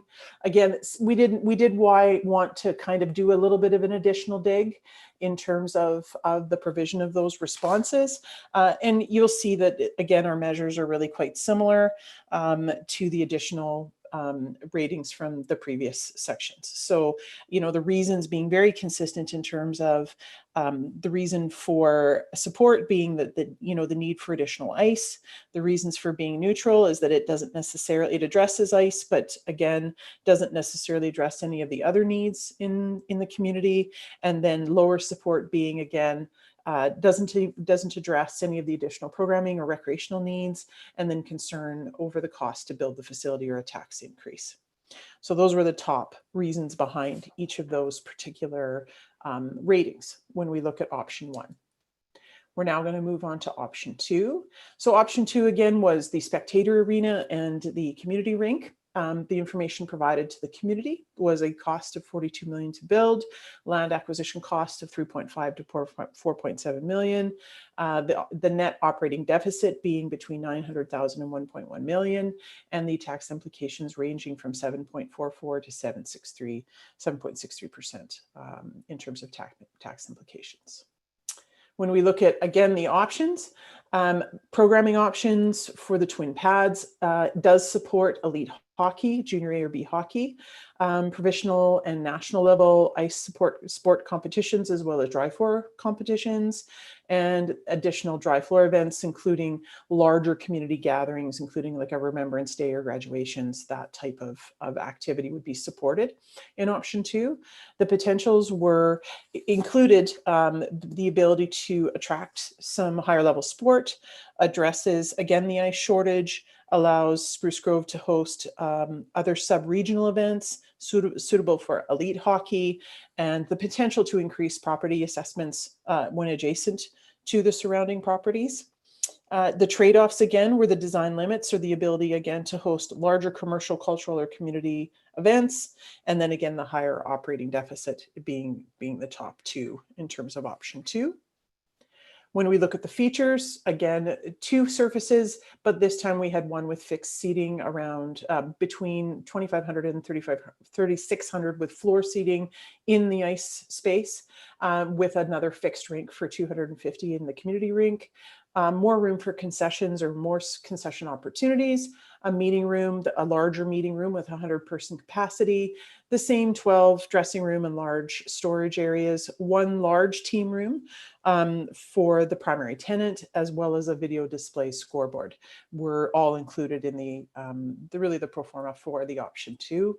When we look at the strengths of this facility, we did have 14% that had nothing really to say in terms of support, but 13% mentioned elite ice hockey related programming, and that 13% also felt that there would be more recreational uses. under option 2, as well as support for more community event and related programming.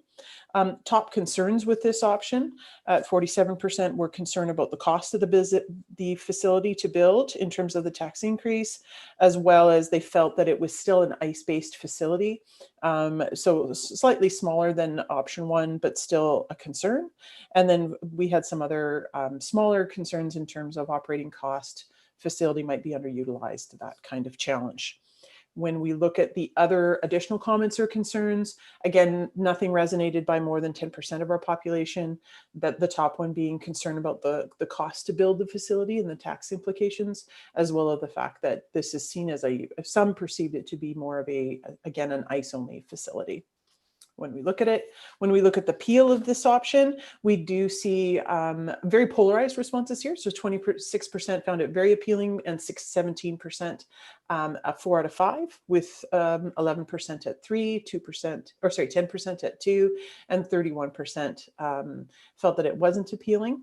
Again, in support, the comments that were provided were that it addresses the additional ice surfaces, that they support the decision overall as being our top responses.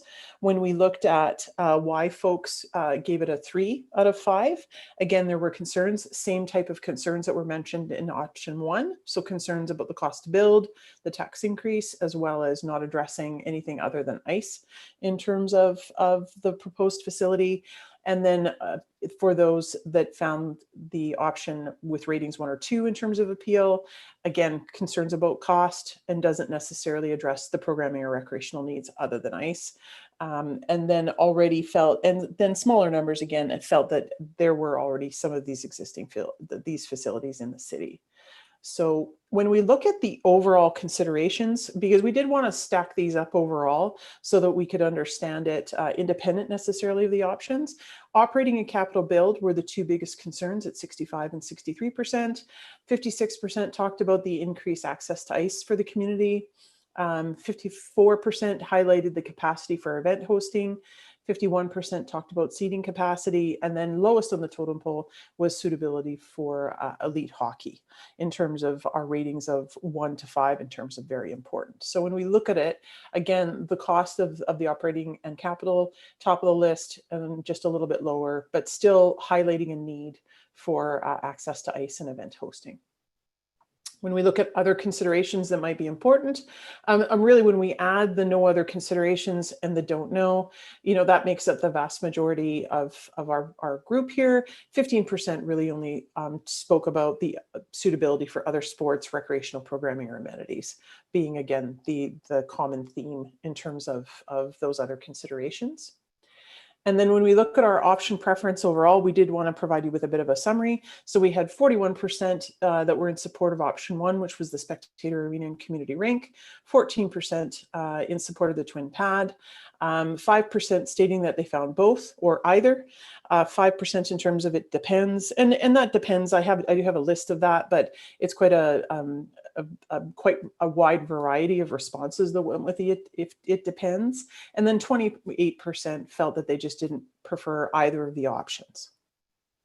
In terms of what is exciting about the options, 54% for option 1 mentioned that it does provide that ice surface or those ice surfaces needed in the community from their perception, and 16% felt that option 1 was basically just less costly or less expensive to build. When we look at what excited folks about option 2, again, 35% highlighted the ability of option 2 to allow the city to host larger events, and 25% mentioned the elite ice hockey related programming, and that 10% overall just offered more or larger spectator seating capacity in general. When we looked at those that provided, no support for neither of the 2 options, again, concern about the cost to build the facility was top of mind at 45%, as well as, again, the dedicated ice nature perceived for the 2 facilities at 31%. And then 13% just came out and said that they just don't support the development of a new arena facility in general. Any additional comments overall? Again, we do see, some common themes coming up. So 50% really didn't have any additional comments to contribute. 13% talked about the fact that it would be good to make it more of a multi-purpose facility supporting other amenities or sports. 12% talked about just concerns with the tax increase. And all of the rest of those particular comments were less than 10%. So again, they're in favor or against. We're pretty much balanced in our additional comments in general. When we look at our demographics, so overall, this survey was open to the region. So we did see responses all the way from Onaway to Alberta Beach to Lac Saint Anne. But we did see 89% were residents within the city of Spruce Grove, 11% outside. 91% of our respondents owned their home, 6% rented, and 3% just declined to respond. When we look at our age, we do see a large proportion of individuals 35 to 54 responded to the survey at 64%, but good representation, enough to give us a large enough population to look at the responses by age. So we did have a nice distribution there. When we look at those in terms of responses and household composition, you will see a larger representation of those with children under the age of 17 in the household, as well as the fact that 61% of our population that responded to this particular opportunity did highlight that they were a regular user of arena facilities in Spruce Grove or surrounding area. So those are all of all of the data that I have to share with you this evening, and I'm more than willing to answer any questions that you might have for me. Okay, thank you very much for the report, Tracy, and I'll open up the floor to my colleagues on council, and I'll start with Councillor Roth. Are we just asking questions about the survey, or are we opening it up to questions on all topics right now, Mayor Houston? Well, Tracy is related to the survey, so I think directing questions to Tracy first and foremost would be. Okay, because I'll have others later on other topics, but I'm somewhat concerned about the numbers of people who seem not to support an option that I think would enable us to keep the Spruce Grove Saints in town, because I think option one would signal the end of the Spruce Grove Saints in Spruce Grove. If not soon, then eventually. And I'm wondering, were those 41%, or were all the survey respondents, was it made known to them that if we build option one only and don't build a facility that's sufficiently large enough to satisfy the needs of the Saints, were they made aware that this is a possible consequence? Mr. Wolanski, I think, did you have your hand up? Yeah, I think. Thank you, Mr. Mayor. I think that's a me question.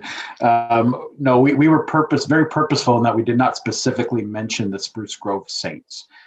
We did talk about both options, and it did include in there that it was suitable or not suitable for elite level hockey, but we didn't particularly mention the existing team. Okay. Okay. That's all I have on the survey, Mr. Mayor. I'll chime in later on other topics. Okay. Councillor Ackert. Thank you, Mr. Mayor. Just a question, and I know it's pretty small.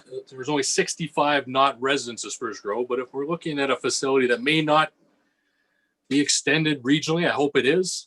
But was there any significant differences in the results if you excluded anyone that was not a resident of Spruce Grove? I think it was only 11% of the respondents were non-residents. But were you able to look? Did you look at that? Was there anything that was significantly different by excluding external? That's an excellent question. And we did do a full subsegment analysis on residents versus non-residents. The only finding that we had was the overall arena complex consideration about the differences in those that supported additional seating capacity versus non-additional seating capacity. So that was the only place where we saw a substantial or significant difference between residents and non-residents in terms of the findings. So throughout all of the other options, we didn't really see anything that was a substantial difference between those two populations throughout the survey. And again, that is indicative of the fact that they did make up a very small proportion of our population. Perfect. Thank you. Okay. Any other questions or comments in regards to Tracy in regards to the survey?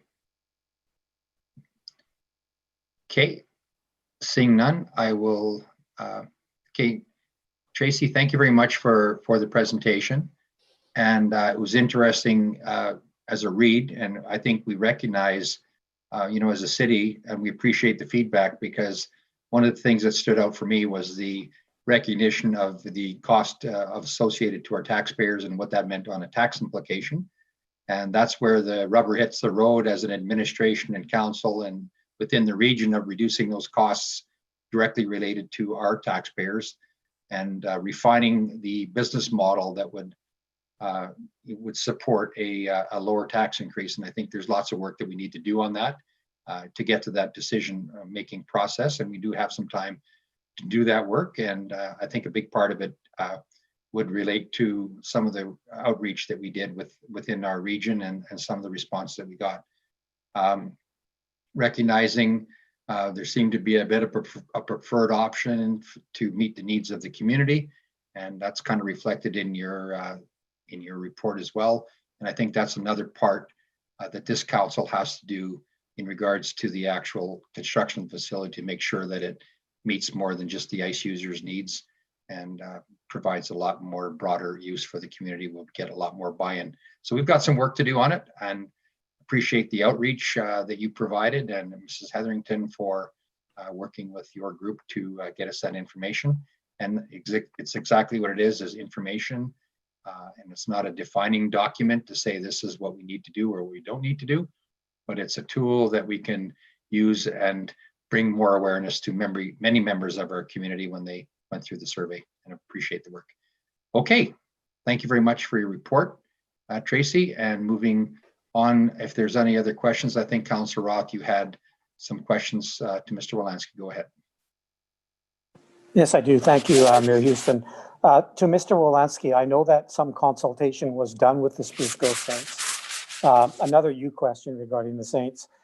Did the Saints indicate a preference? I imagine they probably did, but did they indicate a preference as to which of the two options, or whether a hybrid option might be something that might be acceptable to them?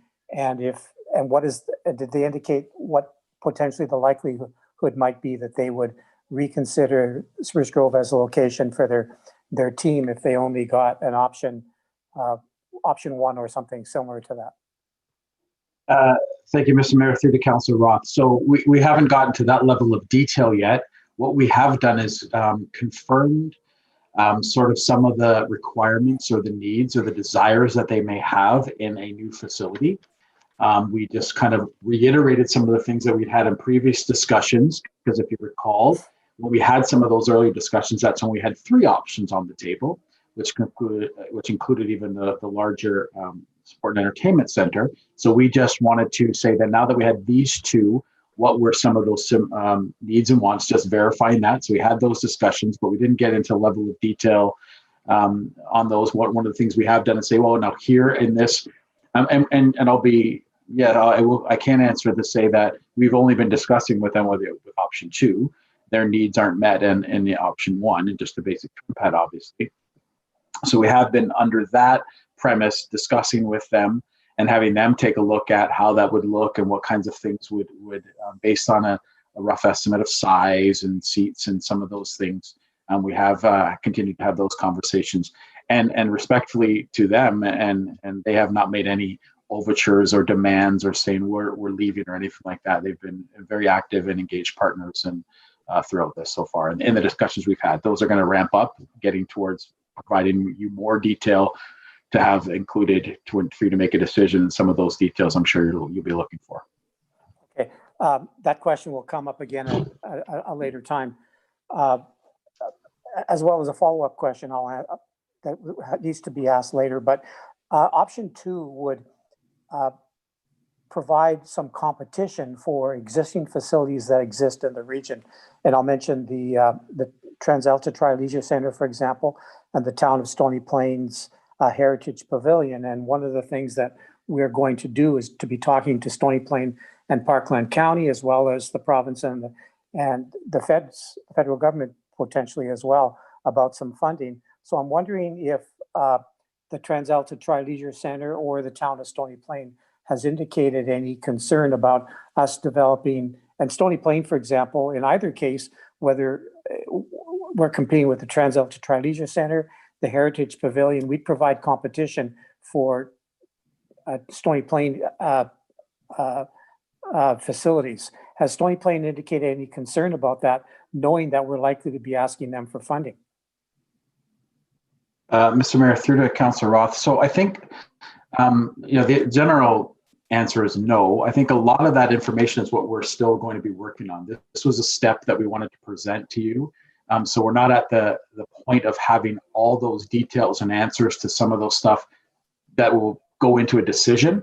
I can say that we're actively engaged as part of the regional work, as part of the subgroup. There's a subgroup that specifically talks with our regional partners, and not just regional meaning municipalities, but all partners across the region, as we go forward and build the plan and then build the pros, cons, and everything, and all the information for council to make a decision. They haven't indicated no that they're worried per se yet, but that will be part of the work that we'll be doing and already have been doing. What, if anything, Mr. Wolanski, has been done or will be done on approaching the province and the federal government for potential funding, understanding that maybe we're not at this point yet? Sorry, that's what I got a computer printing something behind me. Nothing has been done to date on that.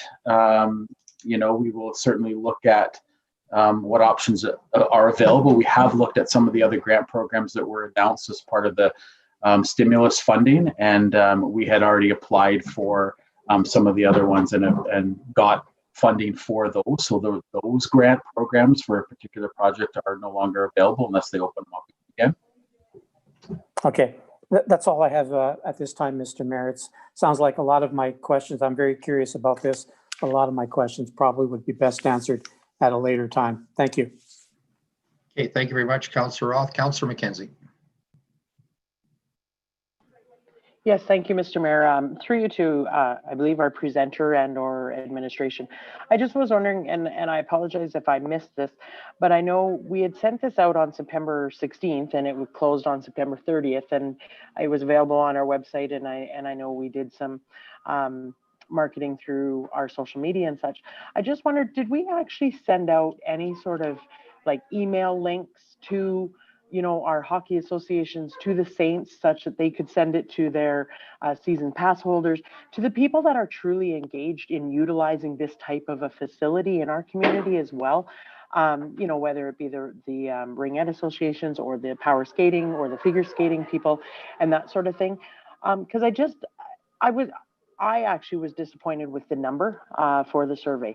And, while this survey looks good, I just feel that, to only actually have the amount of people that filled in the survey, I struggle with truly believing the results.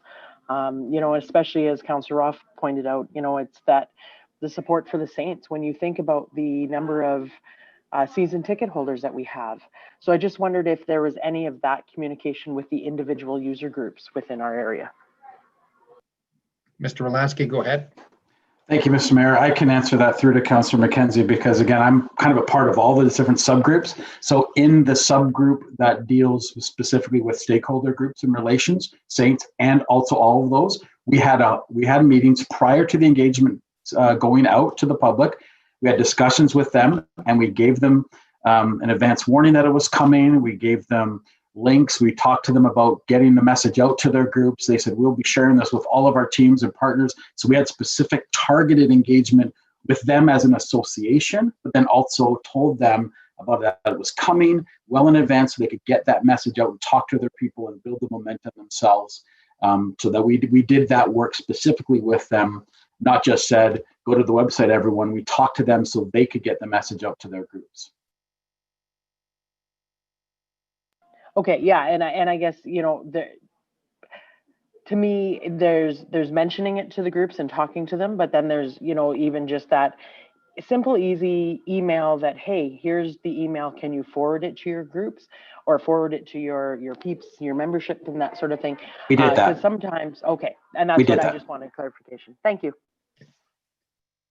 Okay, thank you very much, Councillor McKenzie.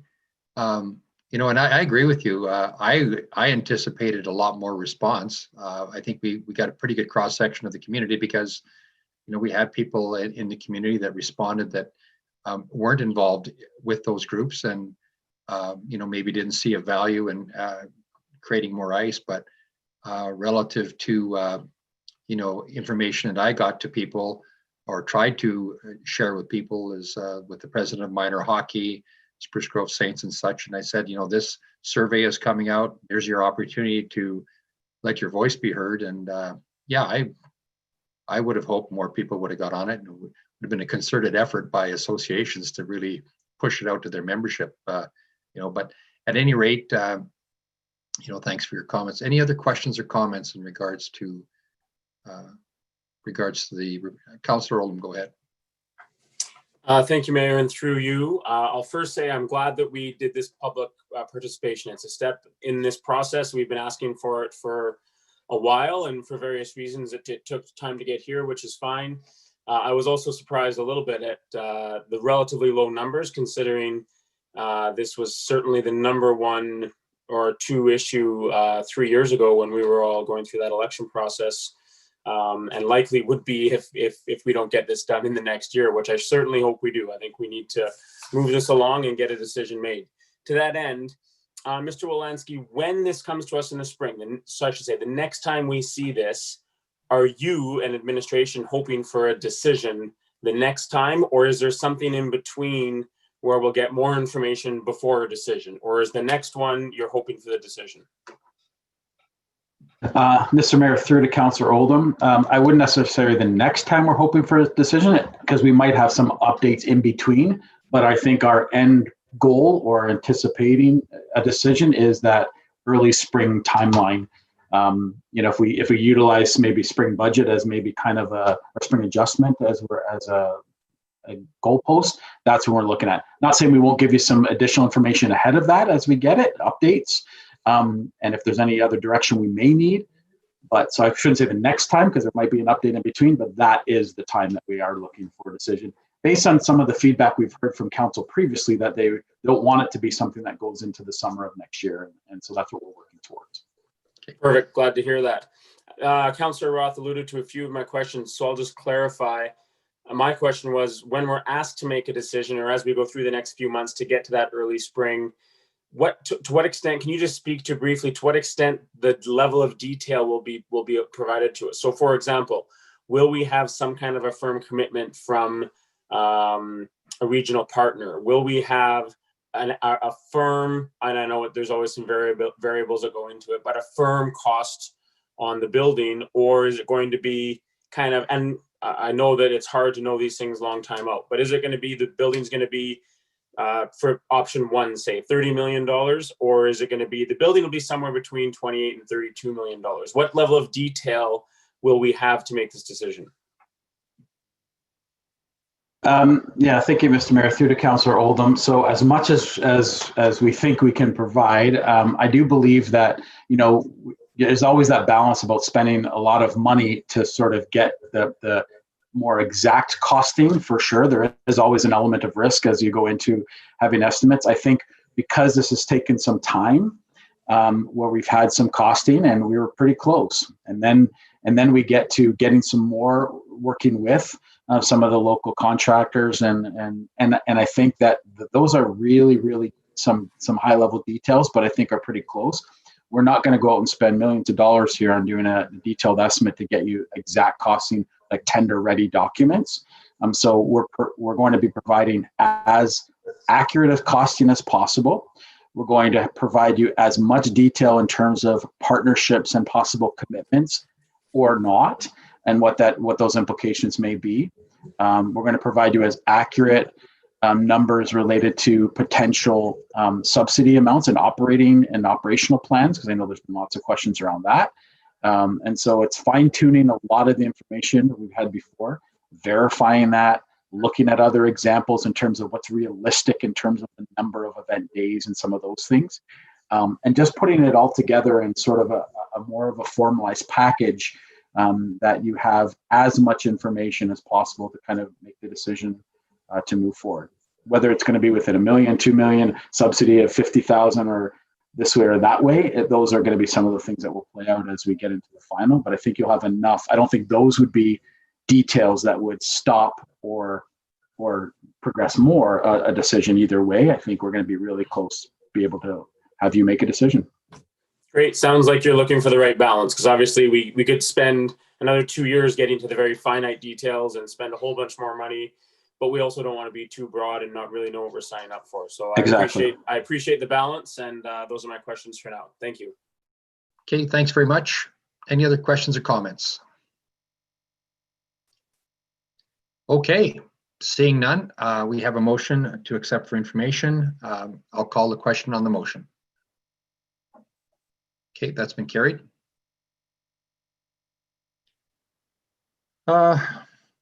Moving forward to 11C Spruce Ridge Gardens, Stage 3. Mrs. Pedler. Hello. Good evening, Mayor and Council. Tonight I'm bringing forward Spruce Ridge Gardens Stage 3 development and the completion of it, and asking Council for a decision to add it to the 2021-23 corporate plan deliberations. This matter was previously brought forward to a committee of the whole meeting in September.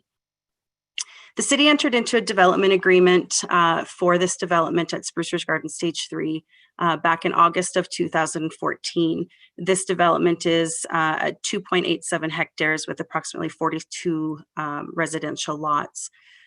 Construction was done, construction completion, inspections and certificates were issued back in 2015 for both surface improvements and underground utilities with some minor deficiencies. Administration made several attempts to schedule final acceptance certificate inspections with the developer and their consultant. These attempts were unsuccessful, and in late June, July of 2018, administration began the process of working with city solicitors to move forward and issuing a default letter to the developer, as well as demanding on the security that we held through the developer's lending institution. In late construction season in 2018, we were notified that the company that issued the security was dissolved in 2015, and the city was not notified. The letter of credit that was issued was to be automatically extended on an annual basis as per our policies, and the city received no notice from the issuing lender that they elected to not renew it. Administration worked with city solicitors to move this process through the litigation to try and rectify and recoup some of these costs throughout 2018 and much of 2019. Administration started receiving emails from residents who had moved into the area of Spruce Ridge Gardens Stage 3 in June 2018 regarding some of the deficiencies, and has been working with the current home builder and residents in the area to address some of those issues. The city continues to note deficient items based on inspections completed with a consultant in 2018, 2019, and has done additional inspections with the city's engineering department and public works staff in 2020. The city remains in litigation to try and recover the funds. We were once hopeful that we would get some of those funds to address the deficiencies, but in late 2019 and 2020, we've realized that it's taking a lot longer and unlikely. And we feel that as administration that we have a responsibility to complete the development, and is seeking a decision from council to add this development to an upcoming corporate plan deliberation to be addressed in a phased approach over the years of 2021, 22, and 23. Phase 1 would include priority items and safety concerns, as well as deficiencies that the builders and residents are and continue to look to the city to rectify prior to the litigation of the security being concluded. Future phases would be planned out in order to address all of the remaining deficiencies in a responsible and orderly manner. Until litigation proceedings are complete, it is unknown if the city is going to receive the required funds to complete the development. It could take years of litigation to conclude. We've compiled a complete deficiency list and cost estimates outlining the amount of work to be completed, which I've included with the package. And as with all developments and development agreements, there's some risk in entering into DAs. Since this situation, the city has reviewed and updated our standard development agreement process to include only receiving acceptable security in the form of letter of credit from a registered lending institution only. So there was some learning lessons. So right now we're looking at, we've looked at different options, but are looking at using general tax and adding it to a future corporate plan. Okay, thank you very much. A very complex issue in extremely difficult times. And I want to say to Robin, thank you very much for the work that you and your team have been doing on this and providing the information and options to council in regards to how to best handle this situation. I'll open up the floor to my colleagues on council and ask if there's any questions or comments regarding the option. Okay, seeing none, I guess I failed to put a motion on the table. So could I get someone to make a motion under 11C? Councillor Acker, go ahead. Thank you, Mr. Mayor. I move that administration be authorized to proceed with option 3 and that the completion of the Spruce Ridge Garden State 3 development be included as part of the 2021 to 2023 corporate plan deliberations. Okay, thank you very much. And thank you very much, Robin, for the motion. The motion's on the floor. Are there any other questions or comments in regards to the motion? Seeing none, I'll call the question on the motion. Okay, thank you very much. That's been carried unanimously. Robin, thank you very much for the work you've done us. So pass that on to your staff that you've worked on. I know that you guys have been very involved with lots of back and forth and appreciate the work. Thank you. Okay, thank you very much for the presentation.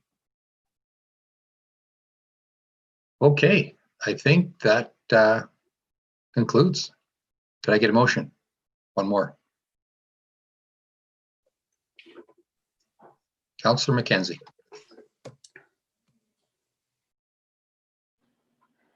Yes, thank you, Mr. Mayor. I'll move to adjourn. Okay, thank you very much. All those in favor? Sorry, I'll call the question on the motion.